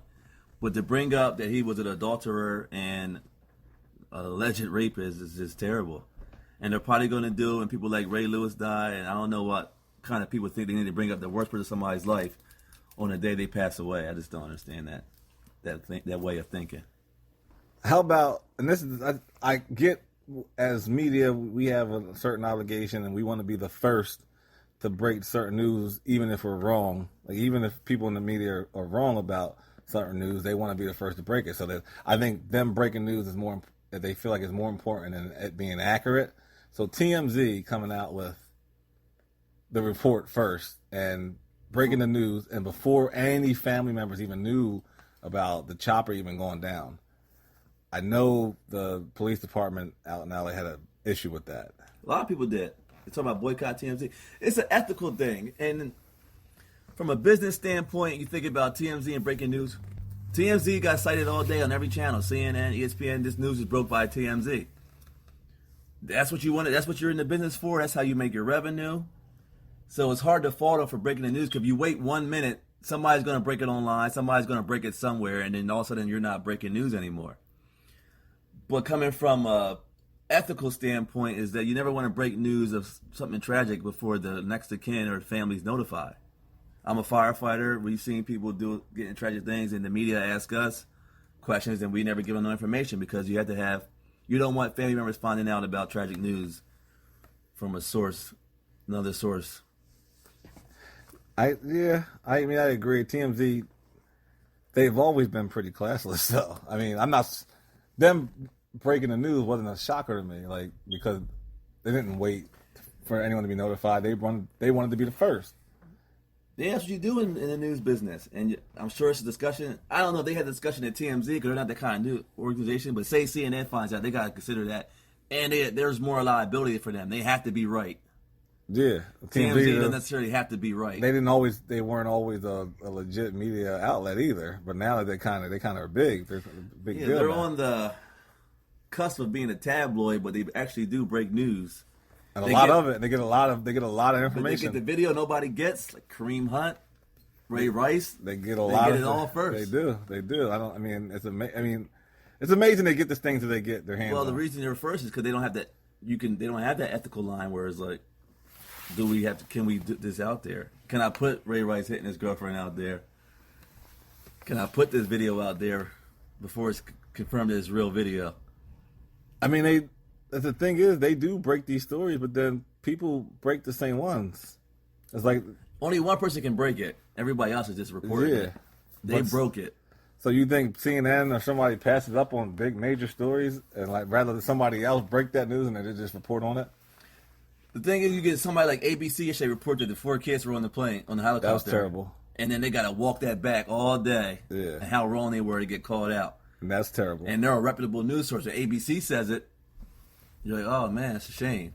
TMZ says it's like, well, let's see if ESPN or ABC says yeah, because I didn't believe it until I seen it on ESPN. Yeah, like I so said. TMZ has that leeway where they ain't always got to be right. They don't have the ethical standards that a true journalistic organization has. All right, we got to take a break, pay some bills. You're listening to us on Sports Talk Channel. Stay tuned. And we are back on Sports Talk Channel. We were running down a lot of the scenes and situations and turmoil and the tragic sudden passing of one of the greats in the NBA, in NBA history, Kobe Bryant, along with his daughter, along with 7 other people that, do not get overlooked. And I know we haven't talked about them, and it's just because we don't know a whole lot about anyone else. One of them was legendary baseball coach. Exactly. I mean, I know that much, but I don't know. I've never heard of him personally. I don't know who he was. I know one of his daughters, I believe, played on the same team with Gigi. But other than that, like I said, we don't know a whole lot about any of the other survivors. Kobe Bryant is the big story to us just because it's what we know. But it doesn't take this to take away from the other people that were on board of that helicopter. But we do have a huge, huge game coming on this Sunday. I don't know where you guys are going to be partying at. I don't know where we're going to be at. But I know it's Super Bowl Sunday coming. And I know people are excited. And I know we would love to get your take on that. We would love to hear your picks, who you're taking, what you think. The first thing we got to talk about is Hold on. Let me stop before you go. So everyone knows he's a Raider fan. And the Kansas City Chiefs do play in his division. So if he's biased, you know why. I just broke it to you. But I want you to say what you want to say. I'm a referee. I always just call it how I see it. Okay, let's go with what you want to say. I was going, my mood is more light than this Kobe, bro. I couldn't really be myself in the Kobe topic. But Super Bowl's in Miami. Over under how many athletes get arrested for a major scandal. So Miami gets you. I was just recently in Miami, and it was a phenomenal place, but there was way too much going on. If you're an athlete, if you got money, there's a lot of things something's going to go down for somebody. You can get in some trouble down there. Over under's 3. And not only that, there's a bunch of rappers that live down there. Yeah. You add money with athletes, rappers, boats, hoes. I'm not saying any other words than that. I got to be careful what we say. Are we limited on these airways? Yes, you are limited on these airways. So you got to be a little more careful what you say. I heard you got to pay the tax down there too to the local gangs, or they'll snatch your chain. No, man, that's not true. So they said. That's absurd. That's probably absurd. But that's not like. They're saying Gucci Mane. What, he had to pay? No, who was it? They said he got his chain back. They're saying if you don't get clearance. Nah, that's not true. Can't be down there flossing. That's not true. I was down there by myself. I went anywhere I wanted to go. Nobody know you. Doesn't matter. You ain't got to pay no tax. I ended up I had the watches on, my chain on. I was at the what do they call it? What's the place down there? It's like a sports bar / like a sports bar / like strip club. Cleveland there? No, it's like called Tootsie's or something. I don't know. I forget what it's called. But I was there, went by myself, and I had the time of my life, man. And I had any issues. There was a lot of stuff going on in the parking lot, but I just kept moving. And I just, it's a lot of trouble to get into. That's no question about it. I mean, there's a lot of people that have money. There's a lot of boats. There's a lot of expensive things floating around. Scandalous dressed ladies. Yeah, so there is some trouble to get into. I'm taking the unders. There's 0. I think zero people get in trouble down there. No way. First of all, people getting in trouble. This is the ones that come out in the public. So you're talking about like Robert Kraft trouble? That too. I'm talking about Shannon Sharp in the Super Bowl for Atlanta trouble. That's not good. People probably don't know that story though. Prostitutes at the Super Bowl? Yeah, I mean, it's the Super Bowl, though. I know, so I'm saying it's like a vacation. You're supposed to enjoy yourself. Like, you're supposed to go down there. Yeah, you're supposed to take care of business. But for that guy that's the 49th man on the roster, he's probably not going to see the field unless 3 people get hurt. I'm not saying players that are going to play in the game. I think they're going to be a little smart. I'm talking about athletes that ain't playing in the game. But they stars, though. Sometimes the stars don't know. Nah, I don't see guys getting in trouble no more that are going to play in the game. I think we're past that. I wouldn't say we're past that. I see it. We're not past it, but I think it's more unlikely. Like, look at Chase Daniels. Like, he ain't past it. He was still getting in trouble with Ohio State.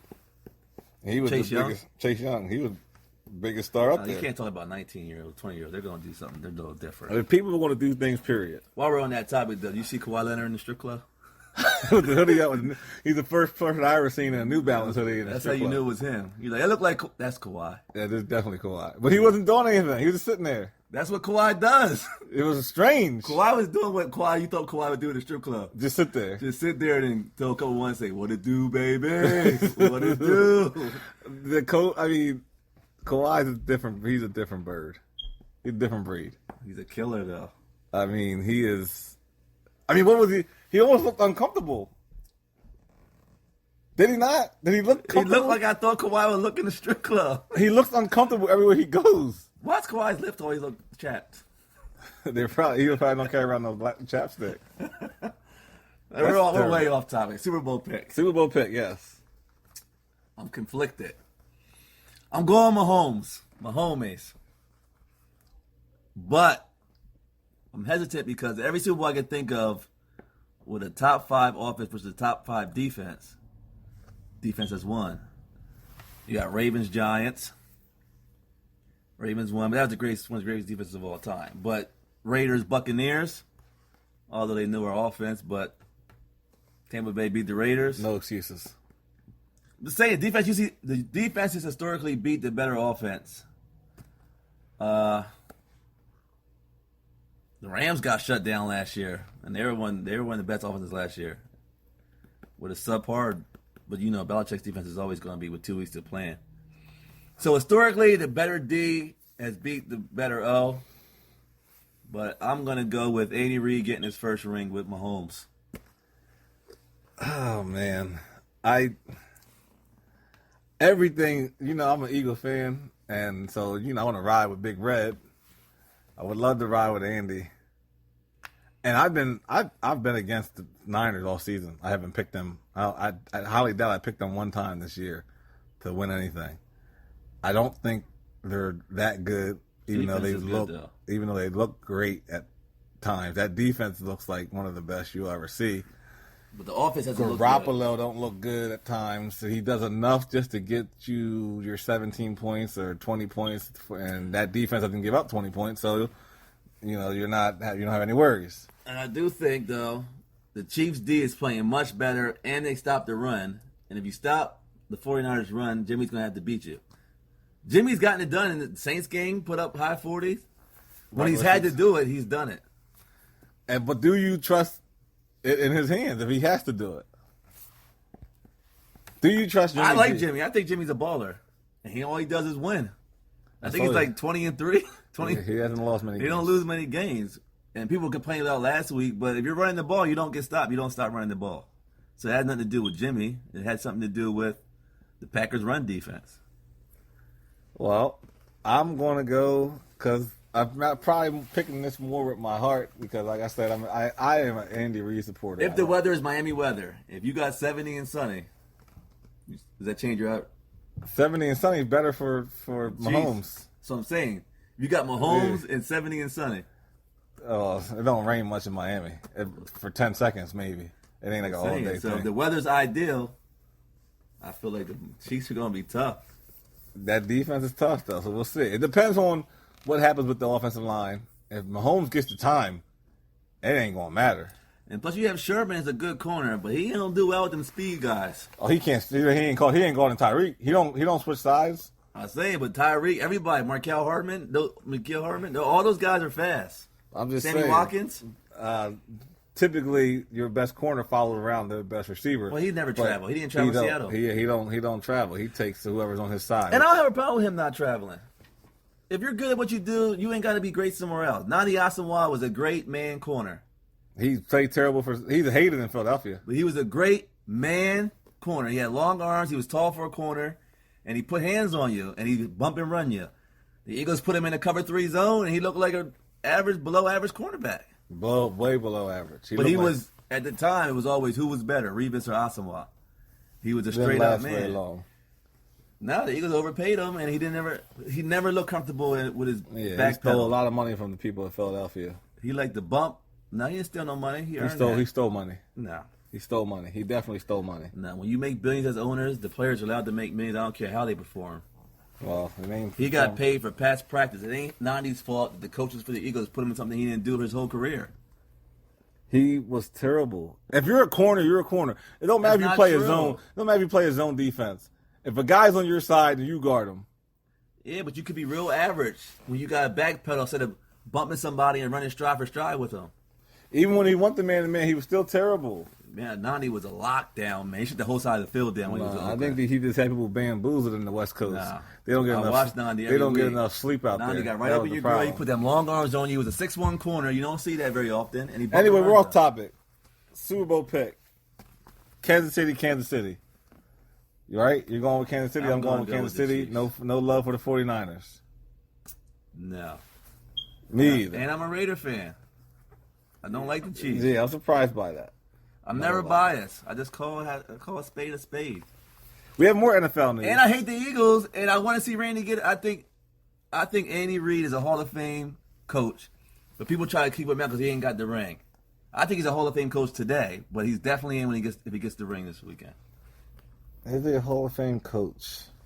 4 straight NFC championships with the Eagles. That's like saving Mark Levy's not a Super Bowl Hall of Fame coach with Buffalo because he never won the Super Bowl. Yeah. And now all those guys are in the Hall of Fame. Yeah, I mean, Super Bowl, 4 straight Super Bowls is way different than 4 straight NFC titles, NFC championship appearances. It is. I don't disagree with that, but I think Andy deserves to be in the Pro Bowl right now. But this will stamp him.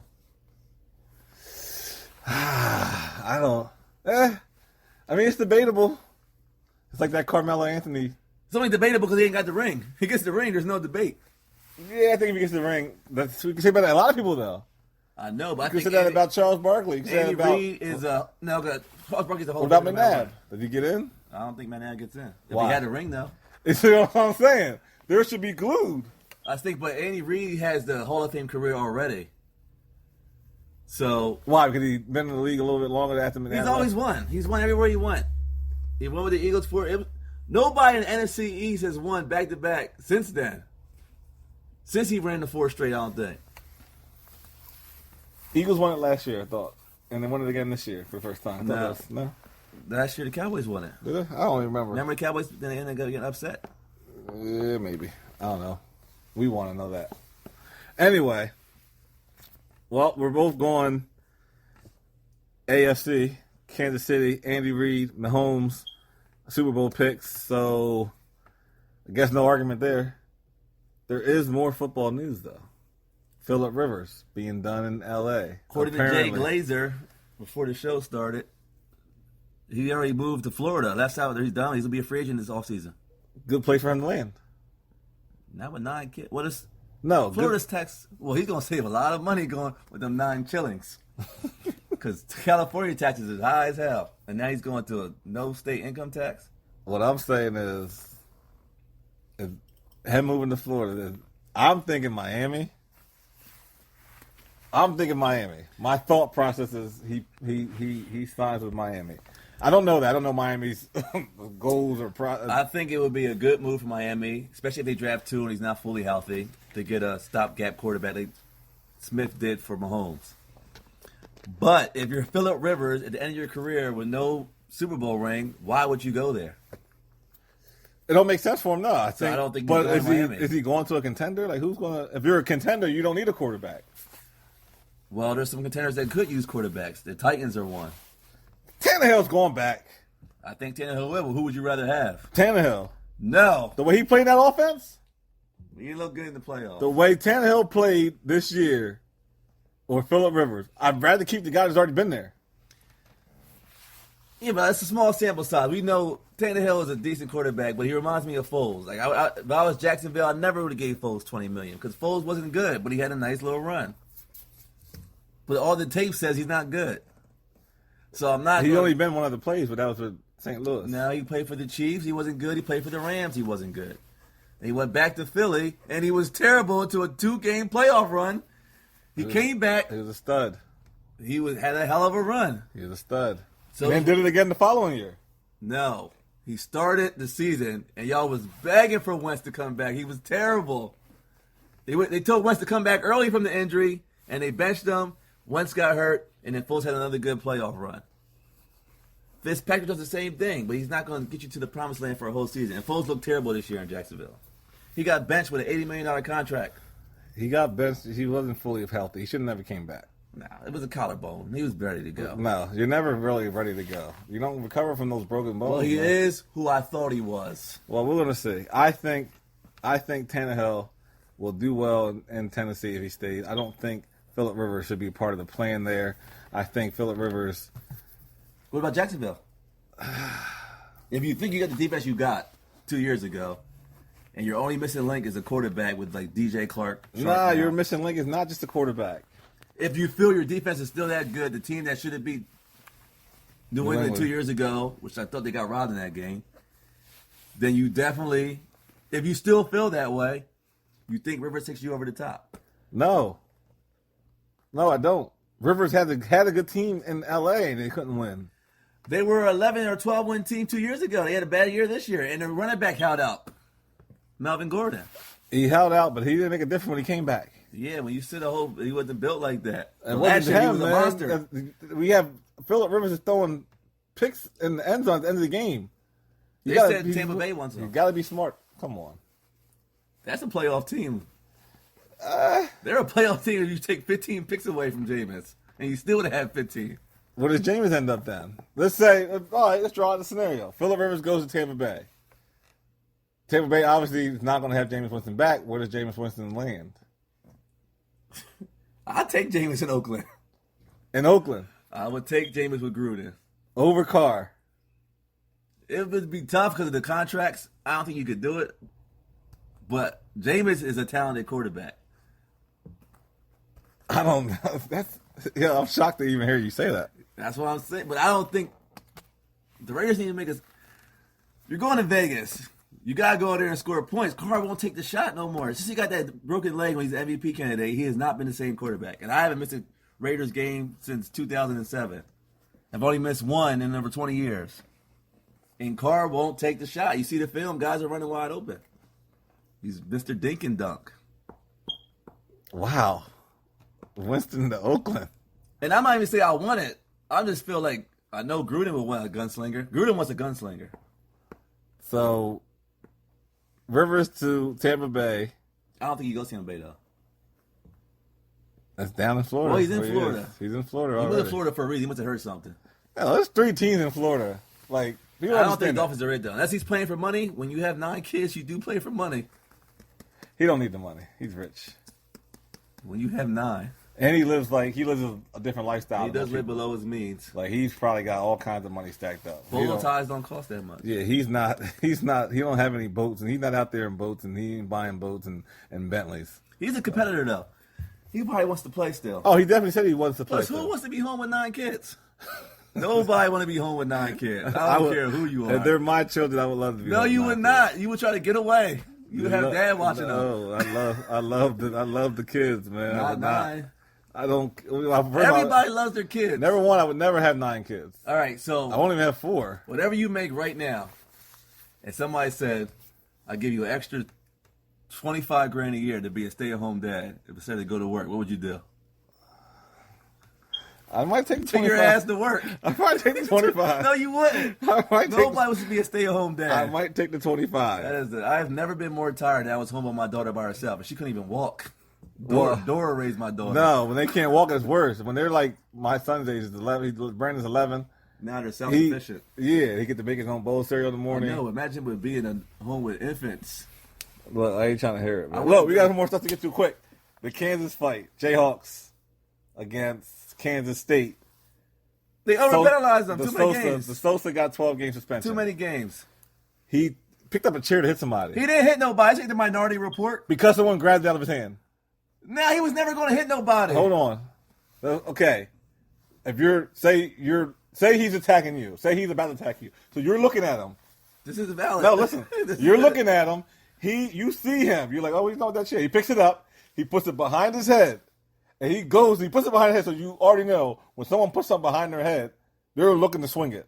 It's a deterrent. He didn't just pick it up. He didn't have it up. He didn't have it in his hand. A lot of people carry guns, but they don't want to shoot nobody. But do they pull it out? A lot of people pull, but don't shoot. My point is, when you do that, you don't know what's going to happen. You don't. It's a deterrent. My point was, a lot of times when you pull out a gun, someone's not there to knock the gun out of your hand. Someone was there to knock the chair out of his hand. Somebody knocked that chair, he tapped the back of it, and he just dropped it. No, that person grabbed the back of the chair and pulled it from him. Or someone was getting their head clonked. The 12 games is a lot of games, yes, for something that he didn't do. That's what I'm saying. I'm not saying he didn't deserve to be suspended. But it wasn't about what he didn't do. It was about what he was going to do. You don't know that. If he got the chance. I'm not in the assuming business. Look, I'm not assuming. It's got to be beyond a reasonable doubt. Facts tell you, if you pick up a chair, cock it back, then you're looking to your intent is to hurt someone, but maybe you didn't get the chance to. When Bobby Knight threw that chair, he didn't pick it up and walk 4 steps and think about it. He threw that damn chair in the court. He had that chair. He walked like 3 steps. He didn't really cock it back. He had it over his head, and then he dropped it straight down over his head. Nobody pulled it out of his hand. He didn't drop it. It was pulled from him. It was barely tapped. It was pulled from him. I'm saying 12 games is too long. 12 games is too long. Some people were saying she was suspended for indefinitely for the rest of the season. That was some NBA player saying that. A former NBA guy saying that. If that was hockey, you would have got 5 minutes in the penalty box. Yeah, but they want you to fight hockey. They need the ratings. That's terrible, man. I don't understand. They need the ratings. It's 2 different ways of justice, depending on what sport you play and what race you are, it seems like. Like I said, look, he was going to hit someone with that chair. These guys, they have these big football fights. They save lives. Before games, big college games, and nobody even misses a quarter. The guy pulled the chair out of his hand, he saved lives that day. No. Whenever he said that on A Few Good Men, what did he say on A Few Good Men? I saved lives. Look, those courtside chairs have a lot of padding. Nobody even would have been hurt. Doesn't matter. Doesn't matter if we weren't hurt or not. It was his intent behind it all. I don't know his It was intent. his intent. We wanted to get to the Maya Moore story, but we might have to handle that next week because we are starting to run out of time a little bit. Real quick on Maya Moore. Only a female. Well, I don't want to get nobody in trouble. It's a female, for anyone who knows Maya Moore. Maya Moore is a former WNBA player. She has not retired, but she is missing her second consecutive season due to social injustice, but mainly for a guy that's been locked up since he was 16 for a murder that the evidence does seem like he didn't do it. He's 39 now. He's been in jail a long time. He got 50 years. But you're going to give up your career in your prime for... It's not. Nobody even knows that she's doing it for that reason. They thought Ryan Boris had a year out because she was just done. Yeah, but then we figured out this is why she's doing it. But we're going to touch on it more next week because we are running out of time. We should have got to it a little earlier, but we had to talk about the Kobe situation. But no star male athlete would do that. No, but we're selfish. Men are selfish. That's true. That's why. Maybe she needs. She's not selfish.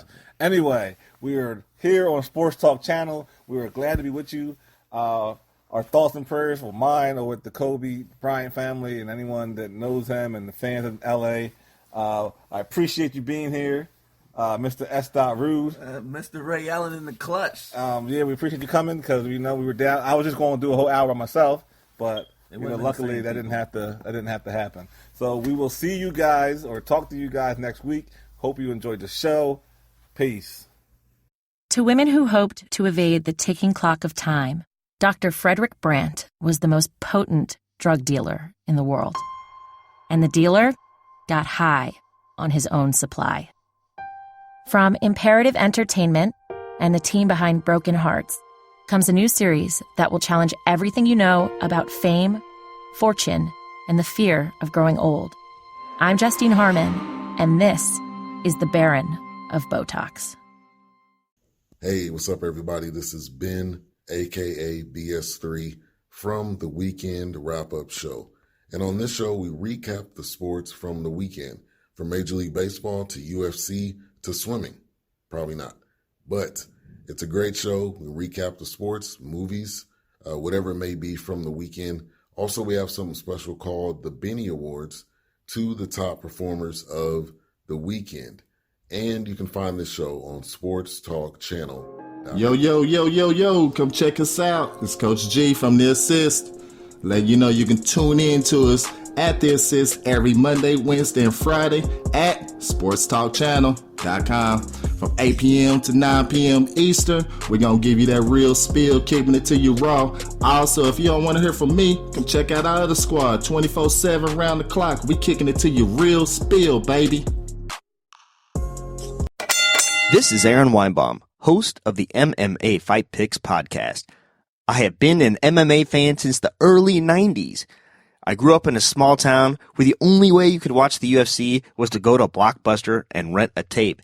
And now I'm picking winners from the most popular fights from your favorite MMA cards. You can hear me anywhere podcasts are found, or go to AaronSaysWhat.com, or right here on Sports Talk Channel. Sports fans, there's finally a sports platform dedicated to everybody who lives and breathes the entertainment of the sports world. Championship Circle is the realest, most passionate sports show out right now.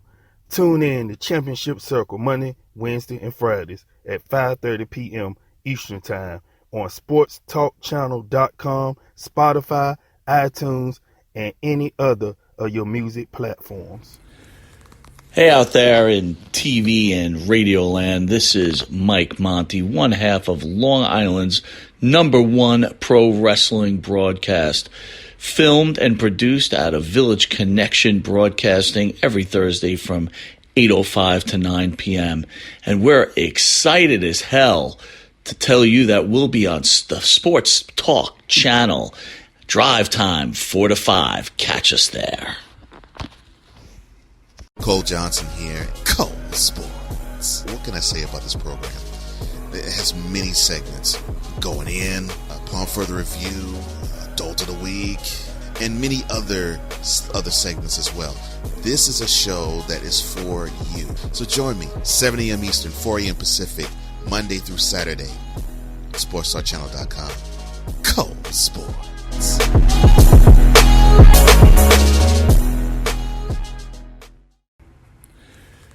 Hey out there in TV and radio land, this is Mike Monty, one half of Long Island's #1 pro wrestling broadcast, filmed and produced out of Village Connection Broadcasting every Thursday from 8:05 to 9 p.m. And we're excited as hell to tell you that we'll be on the Sports Talk channel. Drive time, 4 to 5. Catch us there. Hey, thanks for tuning in to On and Off the Field with your host, Dylan Moran. Enjoy the show. Hey everybody, this is one half of Long Island's #1 pro wrestling broadcast, Monty and the Pharaoh. And boy, are we excited. We have now been added to the Sports Talk channel lineup. You can catch us every Friday from 4 to 5 p.m. You don't want to miss us, I'm telling you. What's up, sports junkies? I'm Dylan Moran, and I'm your host of On and Off the Field. Thanks for tuning in. Let's get to it. Hey everybody, do you love pro wrestling? Do you love interviews of your favorite wrestlers, past and present? Well, wait no longer. Long Island's #1 pro wrestling broadcast, Monty and the Pharaoh, have been added to Sports Talk channel. That's right, every Friday, 4 to 5 p.m. Don't miss it. Be there. Do you like college football? Of course you do. Do you like college basketball? Of course you do. Do you like the NFL? And do you like in-depth coverage and a lot of other things like basketball, pro wrestling? Of course you do! Check us out at the Playmakers Blog Podcast, featuring Darnell the Playmaker Solins and yours truly, Dallas Glenn. We're on iTunes, Spotify, iHeartRadio, and now SportsTalkChannel.com. In a world full of mundane podcasts, one show rises from the ashes. Critics are calling it outrageous. Podcasts, as we know it, will never be the same again. It's To Be Blunt with Peasy. Tune in every Thursday, 6 p.m. Eastern Time at ToBeBluntPodcast.com. Cole Johnson here, Cole Sports. What can I say about this program?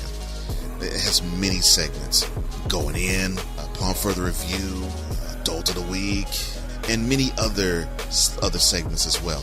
This is a show that is for you. So join me, 7 a.m. Eastern, 4 a.m. Pacific, Monday through Saturday. SportsStarChannel.com. Cole Sports.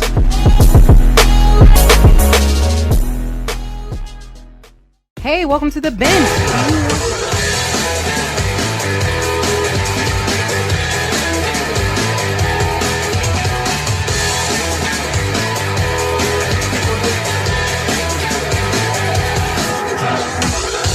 Ladies and gentlemen, welcome back to another episode, another hour, another edition of The Assist. I'm your host, Noah Harrington.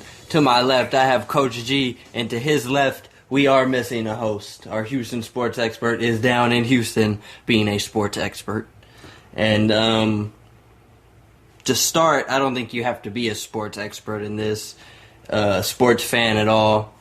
The tragic, untimely, unbelievable tragedy that is the loss of Kobe Bryant and his second eldest daughter, Gianna, and 2 other families, and the pilot killed in a tragic helicopter accident. And then this is just still, however many days, 2 days later, and it's still unreal. Literally, in all my days living, this is probably, well, not even probably, this is by far the hardest day of sports to handle. Quite possibly one of the harder days in my personal life to have to handle. Y'all have heard me say this numerous times. I'm not ashamed of it. I am 100% Laker fan, cut me, I bleed purple and gold. True. This hurt. Through and through. This hurt. This hurt bad. It's in a lot of instances, your hero is not supposed to. He's supposed to live forever, and in a sense, yes, Kobe will. However, it just seemed like he was just beginning to live life, and I know that's an understatement because he did 20 years. He did a whole 20-year stint in the NBA, one team, hard knocks, bumps, bruises, broken bones. Oh yeah, thousands of them. Injury on top of injury on top of injury. He gave it all. And you see a lot of players will retire and they become a new person. You know what I mean? Like they, with their old age, they become wiser. They become more You know, Kobe's this the man hard-nosed, hard worker. Super dad. Yeah. Exactly. I mean, and I put the word super in there because the way his life was documented over social media, the way it all played out in the public eye. Yeah. But the unseen things, why the Mamba camp was actually developed and wasn't for because he needed it. Mm-hmm. He wanted his daughters to have something to play in and have for themselves, and then carry on this legendary mentality and belief in the game that he played and believed in so much. And that's what Gil had said. You know, everybody after was sharing their favorite Kobe moments, and Gilbert Arenas, for those who don't know, is, I'm sure, at one point was a nightmare for Kobe Bryant. I mean, he put 60 on him, and he said that's how he was introduced by Kobe to Gianna, was the MFer who scored 60 on me, and I couldn't do nothing about it. And he, like you said, opening up the Mamba Academy for his daughters and everything, he said that Kobe, that's what Kobe wanted him to do. That's what Kobe was pushing him to do. Open with all your talent and IQ and experience. You need to be putting this onto younger minds that can do a lot of more stuff with it. You know what I mean? And there's countless stories going around, countless posts. Yeah. With people you never thought, you never would have thought this guy.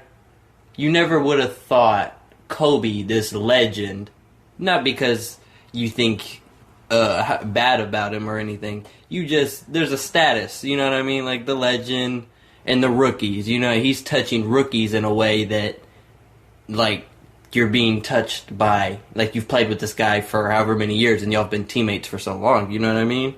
And you're just coming into the league, like a Trae Young, second year. You know what I mean? And there's a large gap in between. Trae Young isn't even as old as Kobe's playing career. You know what I mean? Facts. Yeah, like it's like 20 years old. And so it's just crazy we all knew the impact that he had, and it's just now it's in the forefront because of this tragedy, and it's still so unreal. You want to wake up and think it's a dream. I still try to wrap myself completely around it. I'm going to be 100%. I do not understand how people were even able to focus on the day to go play a game. And that's what we're going to get into. The NBA should have canceled all those games. I would have canceled every single one of the games. You got Tyson Chandler, PJ, just them two right there. Glue guys, vets, done showed work through years in the NBA, have shown themselves, are credited players. They're not putting up 30 every night, but you want these people on your team. They're your dogs, and they're sitting here on the bench, sitting here at the pregame, bawling, literally, bawling, literally, tears pouring out of their eyes, and you make them go play a game. Devin Booker is crying while he's in the game and expected to go play. I think that was just the NBA does a great job of honoring people and everything. And I don't have their kind of money. unfortunately, to make this kind of decision. True. But I know my heart. I tell you, you can keep my check. Yeah. And go ahead, keep that check and throw it to some charity, preferably this one. Yep. Put it towards something good, but y'all gonna have to. I'm not playing today. Yeah. I'm not playing today. I'm sure that's what Giannis told him. I'm not playing today. I'm gonna do it, Coach. Let Chris Middleton go off and have 51. I'm not playing. I'm hurting right now. I've just lost a brother, and that's what like LeBron James. You saw his posts. You saw Shaq talking. Like these people lost Shaq just a brother. Knowing, and Shaq kept it 100. He was like, I don't keep in touch with people and speak to them as much as I should. And he said the last time that he really spoke to Kobe, he was challenging him to go out and hit 50, and Kobe dropped 60. Yeah. So y'all know what night that was. Yeah. That's How a long ago time, that was. y'all. That's a long time in between. And I know people for a fact right now who I hadn't seen 3, 4, 5, 10 years. I see him today. We're gonna pick up like it was just the other day.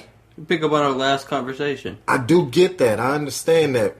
But come on, y'all. We can't take advantage of that and keep building houses or stop putting stock on that. It's just not credible anymore. Time is not guaranteed for nobody. That's the real thing. And I heard somebody saying, the whole thought of leaving the house and coming home is been taken for granted. Because that's what he was doing early morning. Go watch this guy. How many times have I done this? How many times have you woke up on a Saturday morning and you look at your Instagram and you see Kobe at Mamba Academy in his gear coaching? You know what I'm saying? And me being the coach, exactly. That's shit. That's what You're I do. the same way. You know what I'm saying? I'm sitting up here getting my Mamba mentality. You being that way, you'll wake up and see that and be like, I want to wear that to coach today. You know what I'm saying? I feel it. Yeah. I feel it. Feel like a Mamba today. It's a tough one, y'all. The thing about Shaq's speech that kind of got me was when he said, we're never going to get to hear the Hall of Fame speech. And then RJ, Richard Jefferson, he came and said that people were saying that we'll never get that Hall of Fame speech. But then he was like, well, Kobe being Kobe, he probably wrote it when he was 9 years old. He already had this speech written, probably. I'm going to be in the Hall of Fame, and I'm writing my speech right now. I think he'll be the first unanimous posthumous induction. And it's still, we've talked about it for how long up here, but it is such a surreal moment. Got Derek Jeter, got the 99.7. This is a percent whatnot. Somebody shaded it. Man, somebody shaded Kobe on this. It's over. Somebody's going down. I'm talking about it's for real. I promise you, it's gonna be somebody from LA put up that bag. Yep. You know what time it is. The murals and everything. It's just, and we also have to talk about the bad news reporting. I mean, I saw a report that Rick Fox was on the helicopter with him and died. Saw a report that the whole family. Yeah, all the Bryants. All the Bryants. All four of him and all four of his daughters. I'm like, this is just... TMZ. Shame on you, TMZ, for reporting that shit. And the families hadn't even gotten a word of what's going on. The Denzel clip comes in great handiness at this time because it's along the lines of all you culture vultures who done put out your little punk ass wannabe t-shirts. Y'all say that shit. Not even, it's, what was he, I just lost my train of thought. Oh, okay. He's saying, he starts out with the quotes being, if you watch the news, you're misinformed, and if you don't, you're uninformed. Right? So that in itself is powerful right then and there. Right. And then he said, we live in a time where you do your job, and you want to be first at your job. He said that's the society we're in today. It's to be first, not true. Right. You want to get the story out first. It might not be true, but you got it out first. You got it out first. And he's saying the media has a responsibility, and they need to be withheld to this responsibility of, okay, you can get it out first, but make sure it's true. Make sure it's real. Make sure you're not just feeding everybody a bunch of lies, because 9 times out of 10, that's what they're going to do. And we saw it, case in point. I mean, TMZ, like you said, reported it before his family even found out. I mean, in this instance, where there's smoke, there's fire. They were on to something. Mm-hmm. Pulled the trigger early on a few things. Not just a few things. I mean, it was a few things that they pulled the trigger early on. I saw a lot of verified sites putting out wrong information. Facts. Yeah. Yeah. A lot. And that's a problem. That can't happen, especially with something like this, because imagine if it's something else. Something, I'm not going to sit here and say something of more importance, because Kobe Bryant's death is... I know exactly something catastrophic. What I mean, I get, something that can hurt mankind. Yeah. You get the wrong information. Mm-hmm. Stay indoors is what you're supposed to do, and you get told to go outside. Exactly. And you get burned up or something, zapped or whatever. Mm-hmm. You got to get the right stuff out there. Yeah. Now. And it was just a great quote by Denzel, and it's true. This media, all the media outlets are just concerned with, I need to be first, get the story out. It doesn't matter if it's right or wrong. And what sense does that make? You know what I mean? Like, you would want, I'm sure they do it for the money purposes. We get it out here, clickbait it, get a bunch of ads on the page, a bunch of money comes in. Because you see, Kobe Bryant and his 4 children killed in helicopter crash. You know what I mean? Definitely going to click on it. Yeah, the headline Anything is Kobe Bryant, and you're going to click on it. Seeing them come across the news like that, yeah. Yeah, it was... They have a responsibility, and they need to be held to that responsibility. I know I got to give credit because you told me first. You said you did you read it? Did you hear it? And I was like, that's fake news. And he's like, it's not. That's when I started pulling up. It was verified. Spoke to my son about it maybe 2 minutes after talking to him, trying to, point out to him that the fake news, don't fall into that bait. Mm-hmm. And then boom, Fox News, CNN, MSNBC. I mean, all the major avenues started popping. Then all my sites started popping. Yeah. We got to jump into a quick commercial break, and we'll be back after these short words.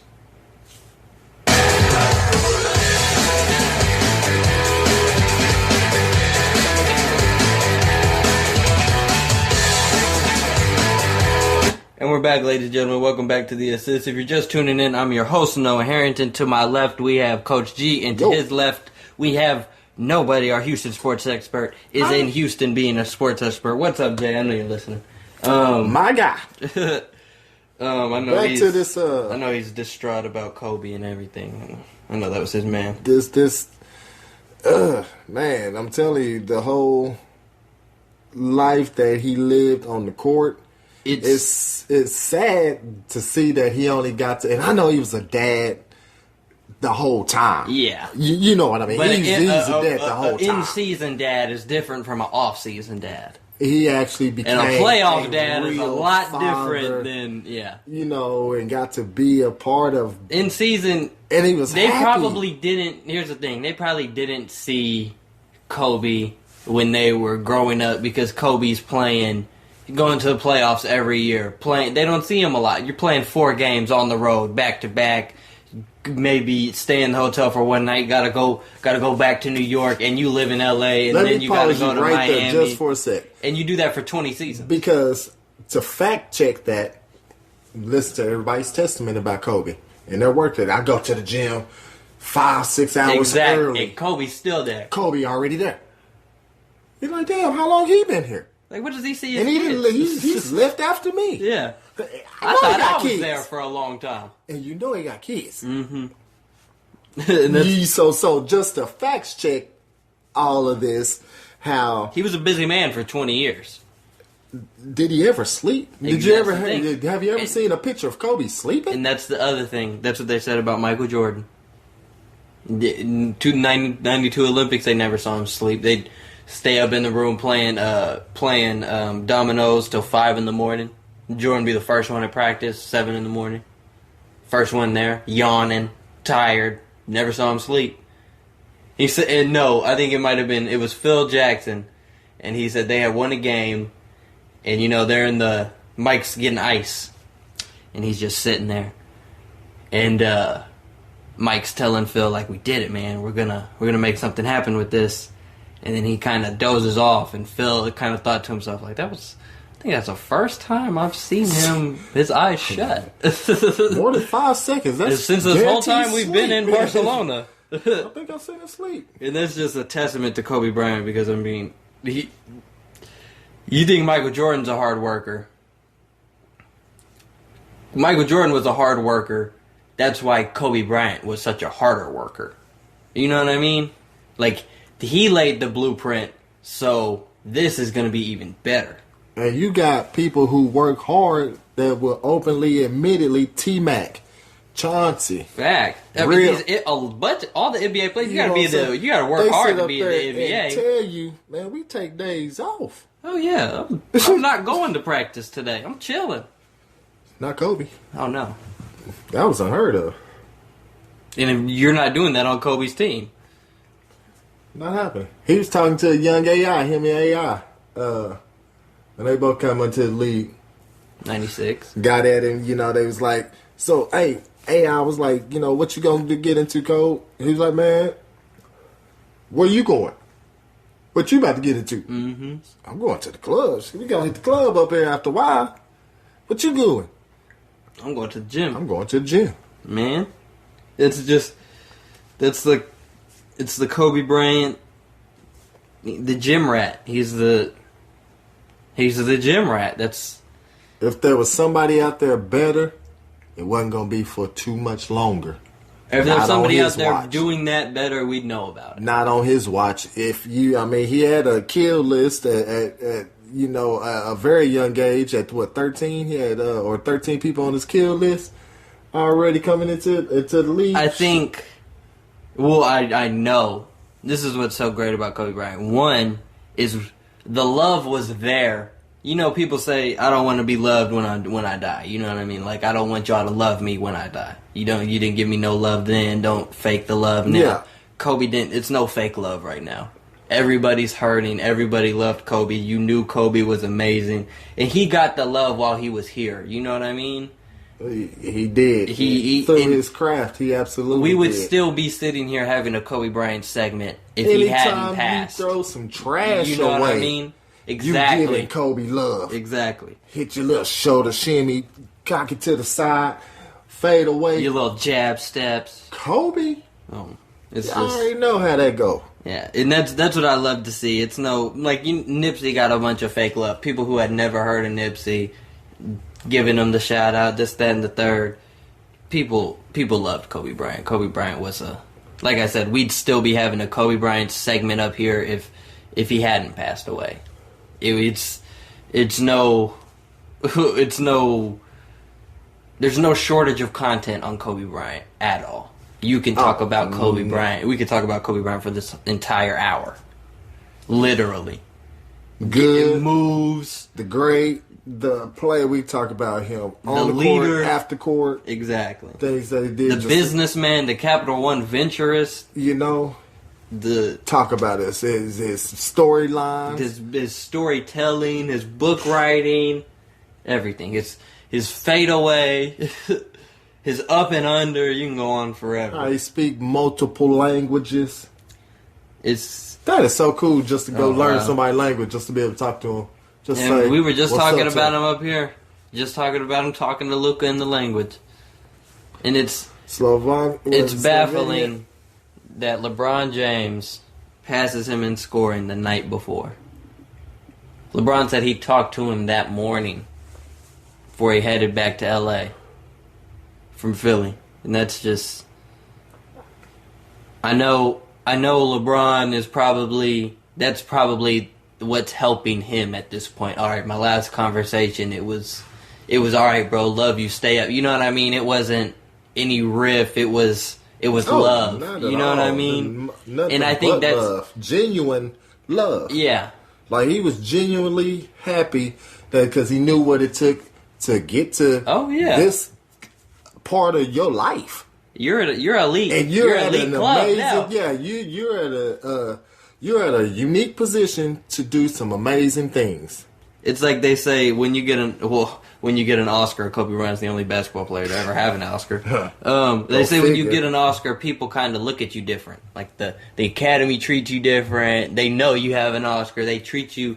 You're not Harry Winkler.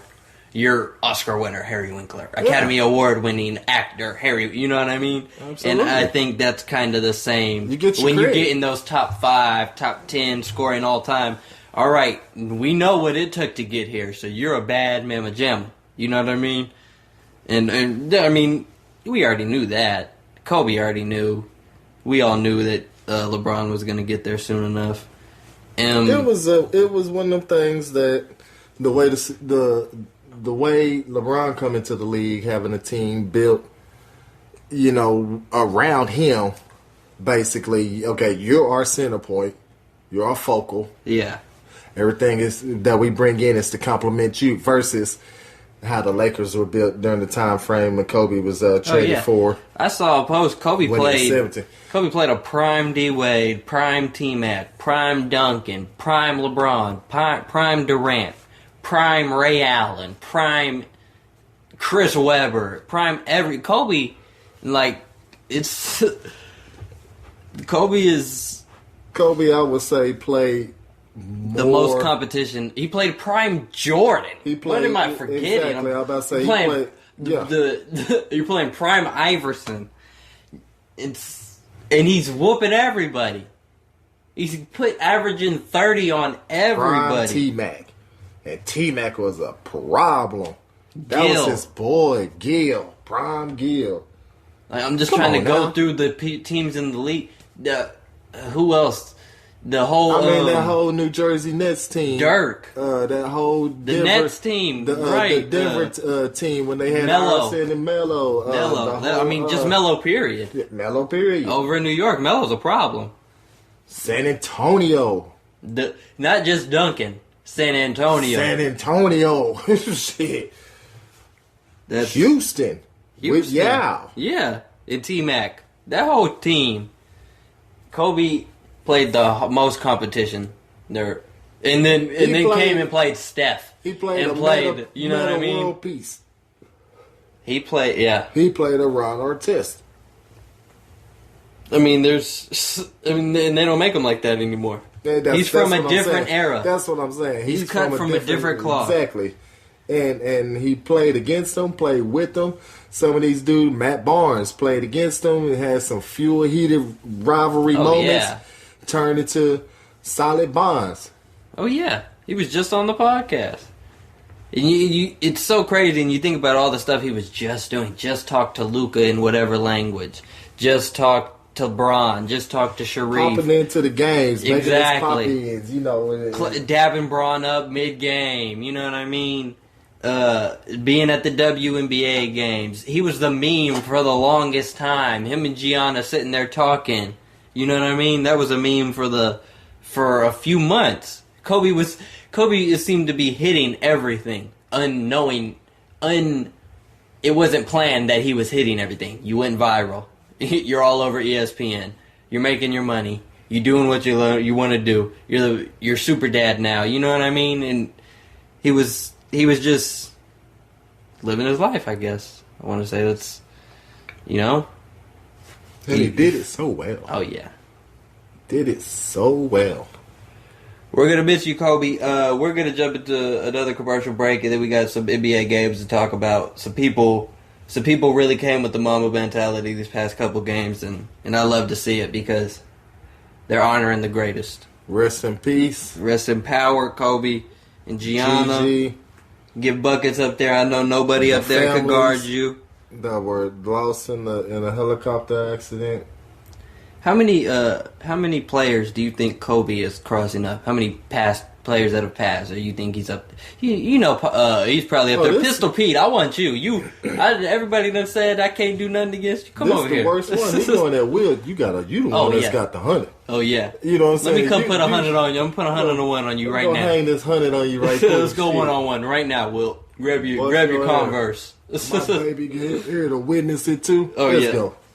See, you wasn't around for the 81, baby. I'm gonna show you what I used to do. You was around for the 60, and that's the one. Before we were supposed to jump into the commercial break, but we love Kobe. That was the one thing I loved. That his last game, he got to show all of his daughters, aside from the youngest one, which was born I want to say a little over a year ago. They all got to see Dad in prime. Like they got to see prime Dad. Got to see him do his thing. Do what he does best. Why we love him. Why he's so revered. And why he's getting the praise that he's getting today. And will for the rest of his life. Regardless if he had passed or not. It was because of this. And baby girl, I'm finna show you why. You know what I mean? Hell of a player. Hell of a dad. Hell of a man. 40 points would have been just like, ooh.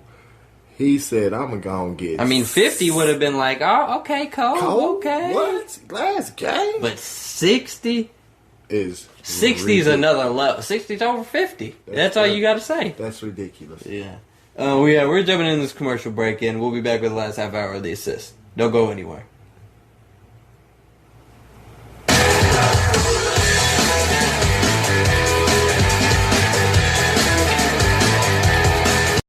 And we're back, ladies and gentlemen. Welcome back to the last half hour of the assist. I'm your host, Noah Harrington. If you're just tuning in, to my left, I have Coach G. And to his left, we have nobody. Our Houston sports expert is in Houston being a sports expert. What's going on, Jay? We got to talk about these games. A lot of players caught the mama mentality after Kobe's tragic passing. And I'm here for it. The biggest thing, the craziest thing to me was this.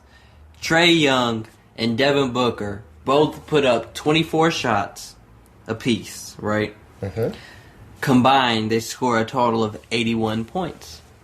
That's Kobe's high. That's not a coincidence. Here's another crazy thing. Trae Young's percentage, 81%. From field goal range. Oh, check out his percentage on that game. That was before I knew about the Booker stat. Yeah. I don't remember who they played. They didn't play each other. Trae Young had 45, and Book had 36. Just a hell of a game from both of them. I mean, that's really expected for Book, but and Trae. I mean, here's the other thing I was going to talk about. I think this is the highest scoring game of the NBA so far this season. The Hawks with the 152. They beat the Wizards. Sorry, I have the hiccups. They beat the Wizards to 152 to 133. Sorry. Bradley Beal put up 40. He got his Mamba mentality. And Trae Young with 45 and 14 assists. It seemed like every team had, if there was a high scoring game, it was a 140. OKC scored it the other night. Grizzlies put up 140 on the Rockets. Raptors have put up 140. Finally, jeez, I can't get rid of these hiccups. Finally, somebody breaks through. Yeah, and 152 is not a bad game. That's a very high scoring game. That's super high. I mean, high scoring game in NBA history is 168. I think the Lakers got up there. Oh, 140? Yeah. I don't know if the Lakers got a 140 game. Yeah. I'm going to fact check that one right quick. I can't find that. I'll find the whole deal about Trae and his percentage. But as far as... because that happened a couple of weeks ago, if I'm not mistaken. I could be wrong.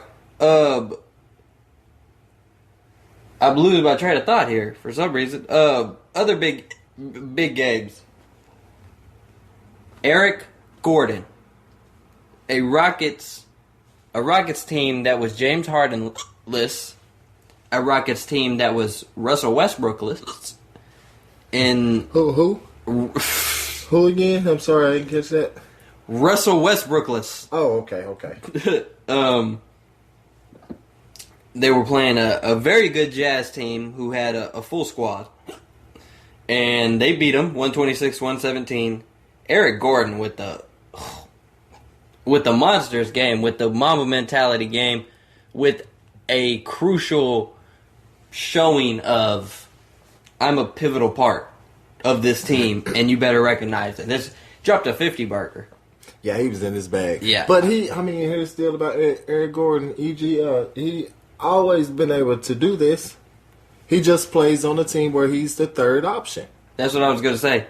Maybe, well, yeah, I'd say he's the bona fide third option. Well, I know him or Clint Capella. I know. See, that's a toss-up. That's a toss-up. I would give it to EG before Clint. You know, depending on how we been played, I guess. Yeah, exactly. If I'm coming off a screen and I see the lob right there, you see what I mean. They both trade off for your 1-2 option. You're the third option, but it's good to have a third option that has needed. a 50 in his bag. Exactly, and Eric Gordon is that type of player because you need that in the push in the playoffs. He, I know a guy. Shout out my guy DJ. He played for the Atlanta Celtics. If you know about the Atlanta Celtics, they're still a current AAU team, and they had their alumni involves Dwight Howard, Josh Smith, a bunch of players, and it's an AAU team or whatever. And he said they played when he was playing. He's older now. He said they played Eric Gordon in a tournament, dropped 56 on him. Like what? And then I want to say it might have been Lou Will and Eric Gordon who battled in high school, and Lou Will gave Eric Gordon the trophy, or vice versa, because he put up a 50-burger on him or something, but the other team won. Something along the lines of Eric Gordon being a very slept-on and very underrated player. Yeah, he's a dog. He's a mean dog. PJ with 9 and 10. Daniel House with 21 and 11. Austin Rivers with 21. I can't get rid of these hiccups. On the other side, you got Bogdan with 30. 30 and 2 assists and 1 rebound. All he's doing is scoring. You got Gobert with 12 and 14 and Spider with 36. Good game for Spider. He's been having a few good games. He's been doing all They right. couldn't get it done, but it was a good game nonetheless. And then my favorite game probably. Mm-hmm. I know you're excited about him. If you haven't heard about him, the Sooner. Did you hear about the Sooner? The Sooner? Did you hear about the Sooner who came off the bench? He got benched earlier in the week. He got benched for, we just talked about Bogdanovich playing for the Jazz. Oh, yeah. His brother plays for the Kings. Excuse me. Yeah. He took Buddy Hield's starting spot, and Buddy was pretty mad about that. Yeah, he was. Came off the bench, scored 42 on him. Dropped the 42 on it. Said, this is what you want? Okay. You prefer me coming off the bench? The person number whose number I wear passes away, and you want to put me on the bench? Okay. I'm about to go off. And you know what the coach said?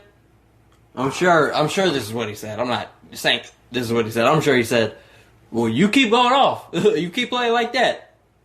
We won't have no problems. Exactly. They came out with the overtime win over the Timberwolves, 133-129. Wiggins played a pretty good game, too. We're going to talk about him. But the Kings, Buddy Hield, leading scorer with 42 points. De'Aaron Fox with 22. Belichia, I'm butchering his name. I think you are. With 20. You know what's funny? I looked up how to say his name the other day. And I forgot it. Oh, yeah. Okay. Let me help you out with something right quick. Quick fact checks. I was wrong. About? But Lakers haven't had a 140 game. My highest game as a Laker this year has been 129. As of this year, 2020. Yeah. Maybe 19 we probably put up a little bit, but I doubt it. I don't think so. No, we have not there yet. So 129 seems to be our highest. Not bad. But we've been on a string of 128, 129. High scoring. However, Boston hung that 130. I think they put 137 on us. Yeah, they did. They put a 139. 139 on us? 139. We had 107 that game, but 139 on. Let's see, that was ass whooping. Barnes with 12. Kent Bazemore off the bench with 15. And the starter, who took Buddy's spot, only with 11. Some improving there. Wiggins came with 36, catching his mama mentality. Covington with 24. Towns with 23 and 8. Shabazz Napier with 10. Just couldn't get the job done over in Minnesota. They lost the turnover battle. They had 20 turnovers to the Kings 15. So that might be a reason why. Buddy Hield, We got to talk about. He just lost my mind. I was just reading his name, Bradley Beal. They played the Bucks today, 151 to 131. They lost by 20. There was a lot of Mamba mentalities caught in this game. So we'll start with the losers, with the Wizards. Bryant with 18 and 10. Bradley Beal with 47. Isaiah Thomas with 16. Brown with 16. Bertans with 15. Couldn't get the job done because over in Milwaukee. Chris Middleton with 51, 10 and 6. Bledsoe with 34, 10 and 6. Dante DiVincenzo. I want to say he's from Villanova. You remember him? Villanova cat? No, what the name DiVincenzo. I'm struggling with that name right there. I'll show you the picture of him right there. You know. I do know. I just probably never would have been able to pronounce his name ever. Yeah. I'd just been like the big boy. He's a young cat. 16 off the bench. Not bad. No Giannis. That was a sweet 16 off the bench. I know Giannis is going through it right now with the death of Kobe. He's since deleted his Instagram, social media. Didn't play tonight. It's just sad to see. Again, that's the human factor of it all, and I completely understand that. I'm very, very compassionate towards anybody. I know Kyrie's hurt too. Kyrie hasn't said a word. Finally heard word from Kevin Durant. Everybody was worried about LeBron saying something, but Kobe's last words were how Kyrie's a little brother to him. You know what I mean? Last interview, you know what I'm like, and he always said him and Kyrie were really close. The time frame that between him and Shaq speaking, but however he was talking to Shaq's son just that morning. Mm-hmm. Texted him and asked him how he was doing. And I haven't spoke to your dad in a long time, in a few years, face to face. But I still want to check up on you. That just that adds to the character of Kobe Bryant. But I still check up on my little nephew. Exactly. It just adds to him as a person. There's bits of informal number retirements. People trying to retire. Well, not people trying. People wanting to say, "Hey, I don't want to wear this number. I want to retire it." Spencer Dinwiddie. Who was the other one? Oh wow, I lost him. Don't have his name, so don't ask me. This is what I like to see was the people wearing it. It's a few people that was doing it. Yeah, I do get people wanting to wear it. I don't necessarily understand. I ain't gonna say I don't necessarily. I completely understand if a whole team wanted to. Like The Lakers already know what they're going to do. I mean, he was the Laker royalty. No, but they're already other retired, teams that are retiring that number completely. Dallas. Mark Dallas. Cuban said, we pulling 24 off the market. Mm-hmm. It's been, you're not going to be able to have a player in 24. And much respect to that. Like I said, I completely understand that. Will some people say that's a bit much? I believe that's where they probably start jumping on that. They will. Sour bandwagon, but it's not. It's not. They should have retired 8 and 24. Nobody could wear either of them. Trey wore 8 when he scored his 45. Joel Embiid tonight wore number 24 and he scored 24 points. And the Laker-Clipper game was postponed, and which it should have been. And in Philly, he got a great tribute, a great presentation. They brought out his high school jersey for Lower Merion, and it was a good tribute to Kobe Bryant. It was good to see, and I also loved to see the 2+ million signees on the petition for making him the logo, and I think that's going to be I'm a teddy bear today, or I'm a squeaky toy today. Oh, wow. You squeeze me and the dog comes running. Nope, we're not going to be squeezing you. No worries. Kobe was what was I just about to say? The whole logo. Oh yeah. I think he's going to be the logo. And here's the deal. I really think the logo is still alive. Mm-hmm. And I believe he's on board with it. Mm-hmm. I mean, that was like a son to him. I don't think he have a problem with that at all. Me either. I really don't think so Let's either. make that happen. Get online and sign up for the petition. Make Kobe the logo. The goal was 15 million.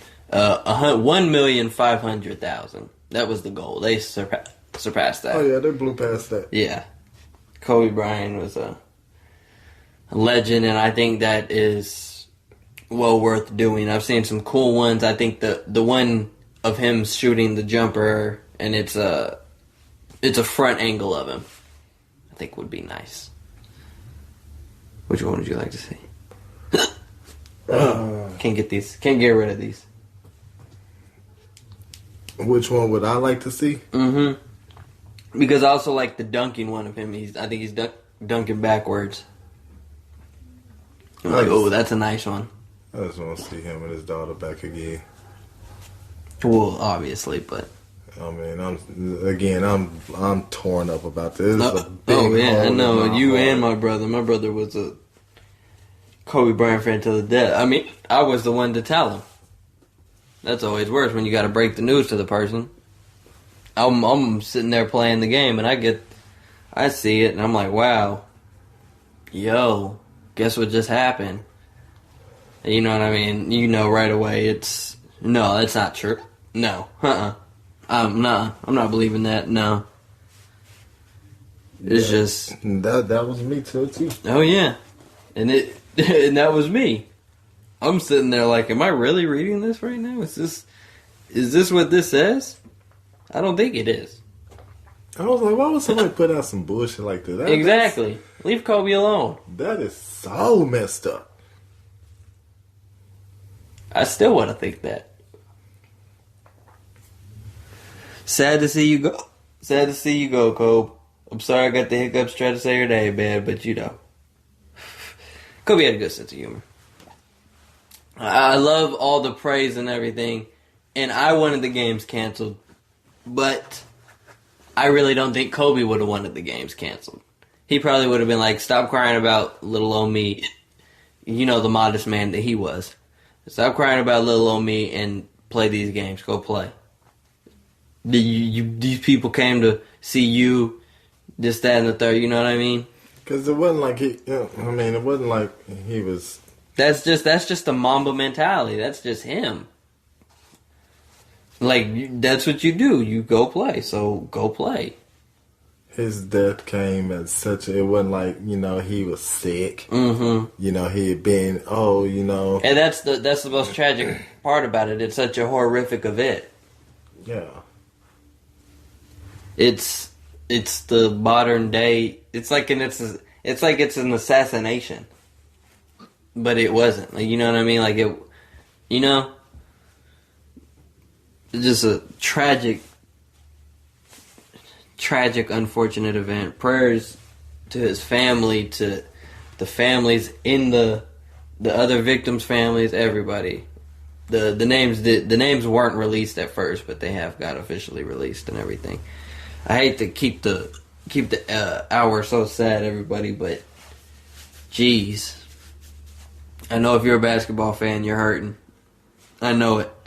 We still got a couple more games to get into. A couple more people caught their mama mentalities. Book came with another good game, 32 over. Right. They got a 29-point win over the Mavs. Nice little win for the Suns, 133-104. Luka with 21, Brunson off the bench with 15, JJ Barea off the bench with 15. Not a whole lot of production from the Mavs today. And a lot of production from the Suns. Book, like I said, with 32, DeAndre Ayton with 31 and 9, Oubre with 19, Bridges with 13, Jerome off the bench with 12, a couple single-digit scores in there. Pretty good game from the Suns. But you can't count on the Mavs always having a bad game. You know what I mean? In fact, you gotta put games together. Jokic had a good game, 25-13, with the L to the Grizzlies. Grizzlies came out with the dub. Grant had 21. Jokic, like I said, with 25. Gary Harris with 10. Not a whole lot of production there either. Production on the other side for the Grizzlies. Jonas Valanciunas with 23 and 12. Jaren Jackson Jr. with 10. Brooks with 24, pardon. John Morant with 14. Clark off the bench with 12. Not a bad game from them. No, not at all. Josh Collins had a good game. I'll say the Raptors had a good game. Yeah, the Raptors. 130. Big numbers. Yeah. I want to say that it's the highest, besides the Hawks, highest scoring. That's who they play with, the Hawks. Highest scoring game today was the Bucks. Another team that broke through the 140 curse. They put up the 151. We talked about that, but this Raptor game. Who had the good game? Siakam with 24, Lowry with 12 and 11, Gasol with 10, Van Vliet with 19, Serge Ibaka off the bench with 24 and 10. I'm surprised they moved him to the bench. For real. Well, maybe that's why, to get those type of numbers from the bench. I wonder how long that kind of mentality is going to work into the playoffs, though. True. He is They need bench points, and they need bench depth, I want to say. Because they got Norman Powell coming off the bench if they don't have Serge started. If they have Serge started, you know what I mean? See, I think you can take you a breather and come back in and be just on point. You can. Versus, I don't know. There's big football news. What kind of big football news we could talk about before we got to get out of here? Gronk is saying that Tom Brady should test free agency. I don't know how I feel about this. Yeah, you spoke about it briefly. I think it's not a bad idea. If you're trying to get paid, I don't think it's a bad idea. I don't think it has nothing to do with money. He's never done this before. Exactly, so I don't think that there's any need to do it now. I think you're in the best situation you'll ever be in. I mean, part of me sees where if you're going to retire, not retire. If you're going to leave the team, just retire. Yeah. Don't Brett Favre it. But then Brett Favre should have retired, should have been a Packer to the end of his career. However, Brett Favre damn near won a Super Bowl. I mean, he almost got him there. True. With a different team, so I can't fault if he finds a team something like, okay, long shot. It's a little bit more of a long shot, especially division and everything. But seeing Brady over into San Diego. That's always been the debate, quote unquote. If you put Phillip Rivers in New England, is Phillip Rivers going to have these Brady numbers in 5 championships, 6 championships, da da da da da? Or is Brady just going to be Brady? Or is Brady a product of Belichick? What you know what I mean? Be a little bit of almost all three of what you're saying. Almost a little bit of, you know. I'd like to see him in Dallas because that line can protect him. He needs protection. Before I say anything on that, I think if Phillip Rivers went to New England, he would definitely benefit from the system. Yeah. The system, what it does is highlights your strengths, helps keep your weaknesses camouflaged, so the defense doesn't just pick up on them immediately and start exploiting them.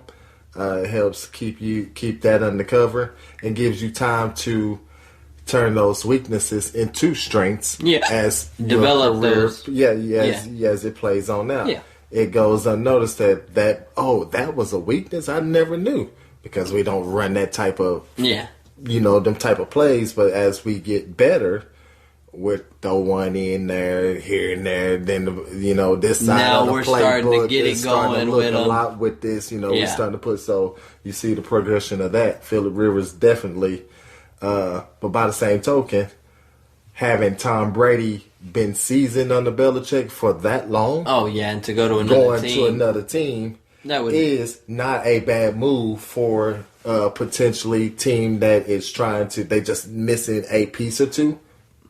Because you don't have to pay him a whole lot of money. He already has money. Yeah. You can give him a franchise tag for the year. I think wherever he goes, it's just gonna have to suit him. Because he's suited right now. He's suited the best he can be. You know what I mean? Like, you need a couple more pieces, and New England is always going to be a destination for pieces. As long as you got Bill over there. So I can't see him leaving to go to, say, Cleveland, because Cleveland has Jarvis. He's not going to go to a team that's not well, no, not even that. I just can't see him going to a team with a bunch of pieces where that can kind of hurt my legacy or something, or if I stay here, we can just get pieces. It's not like it's hard for us to get pieces. We're 6-time champions. To that point, he's not going to go somewhere where he's going to have to do so much. He wouldn't mind being a backup. Not necessarily the backup. However, knowing that, hey, you're here to develop this other quarterback, but you're on a good team. There's some young quarterbacks. I think he still wants to play at a high level.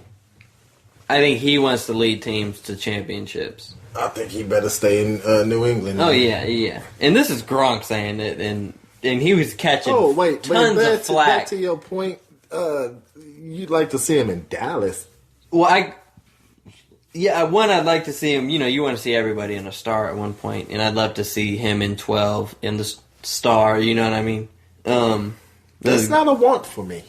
Well, no, because you hate him. You either... But no, it's not. Just as a respect for football, there's like Odell said, you dream of playing football. Sometimes you dream of playing in that star. That's a big dream for people. You know what I mean? Like, the star is a big deal. To play for the star, to be wearing that is a big deal. It's a high honor. It's America's team. I like to see him in that because pieces. 1, a offensive line. 2, new coaching. See what it does. You know what I mean? See what he's about.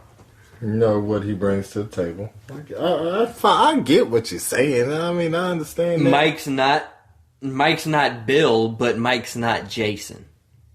You know what I mean? McCarthy is a good coach. We've seen it. He's dealt with first ballot Hall of Fame quarterbacks. Okay, let me ask you this real quick and let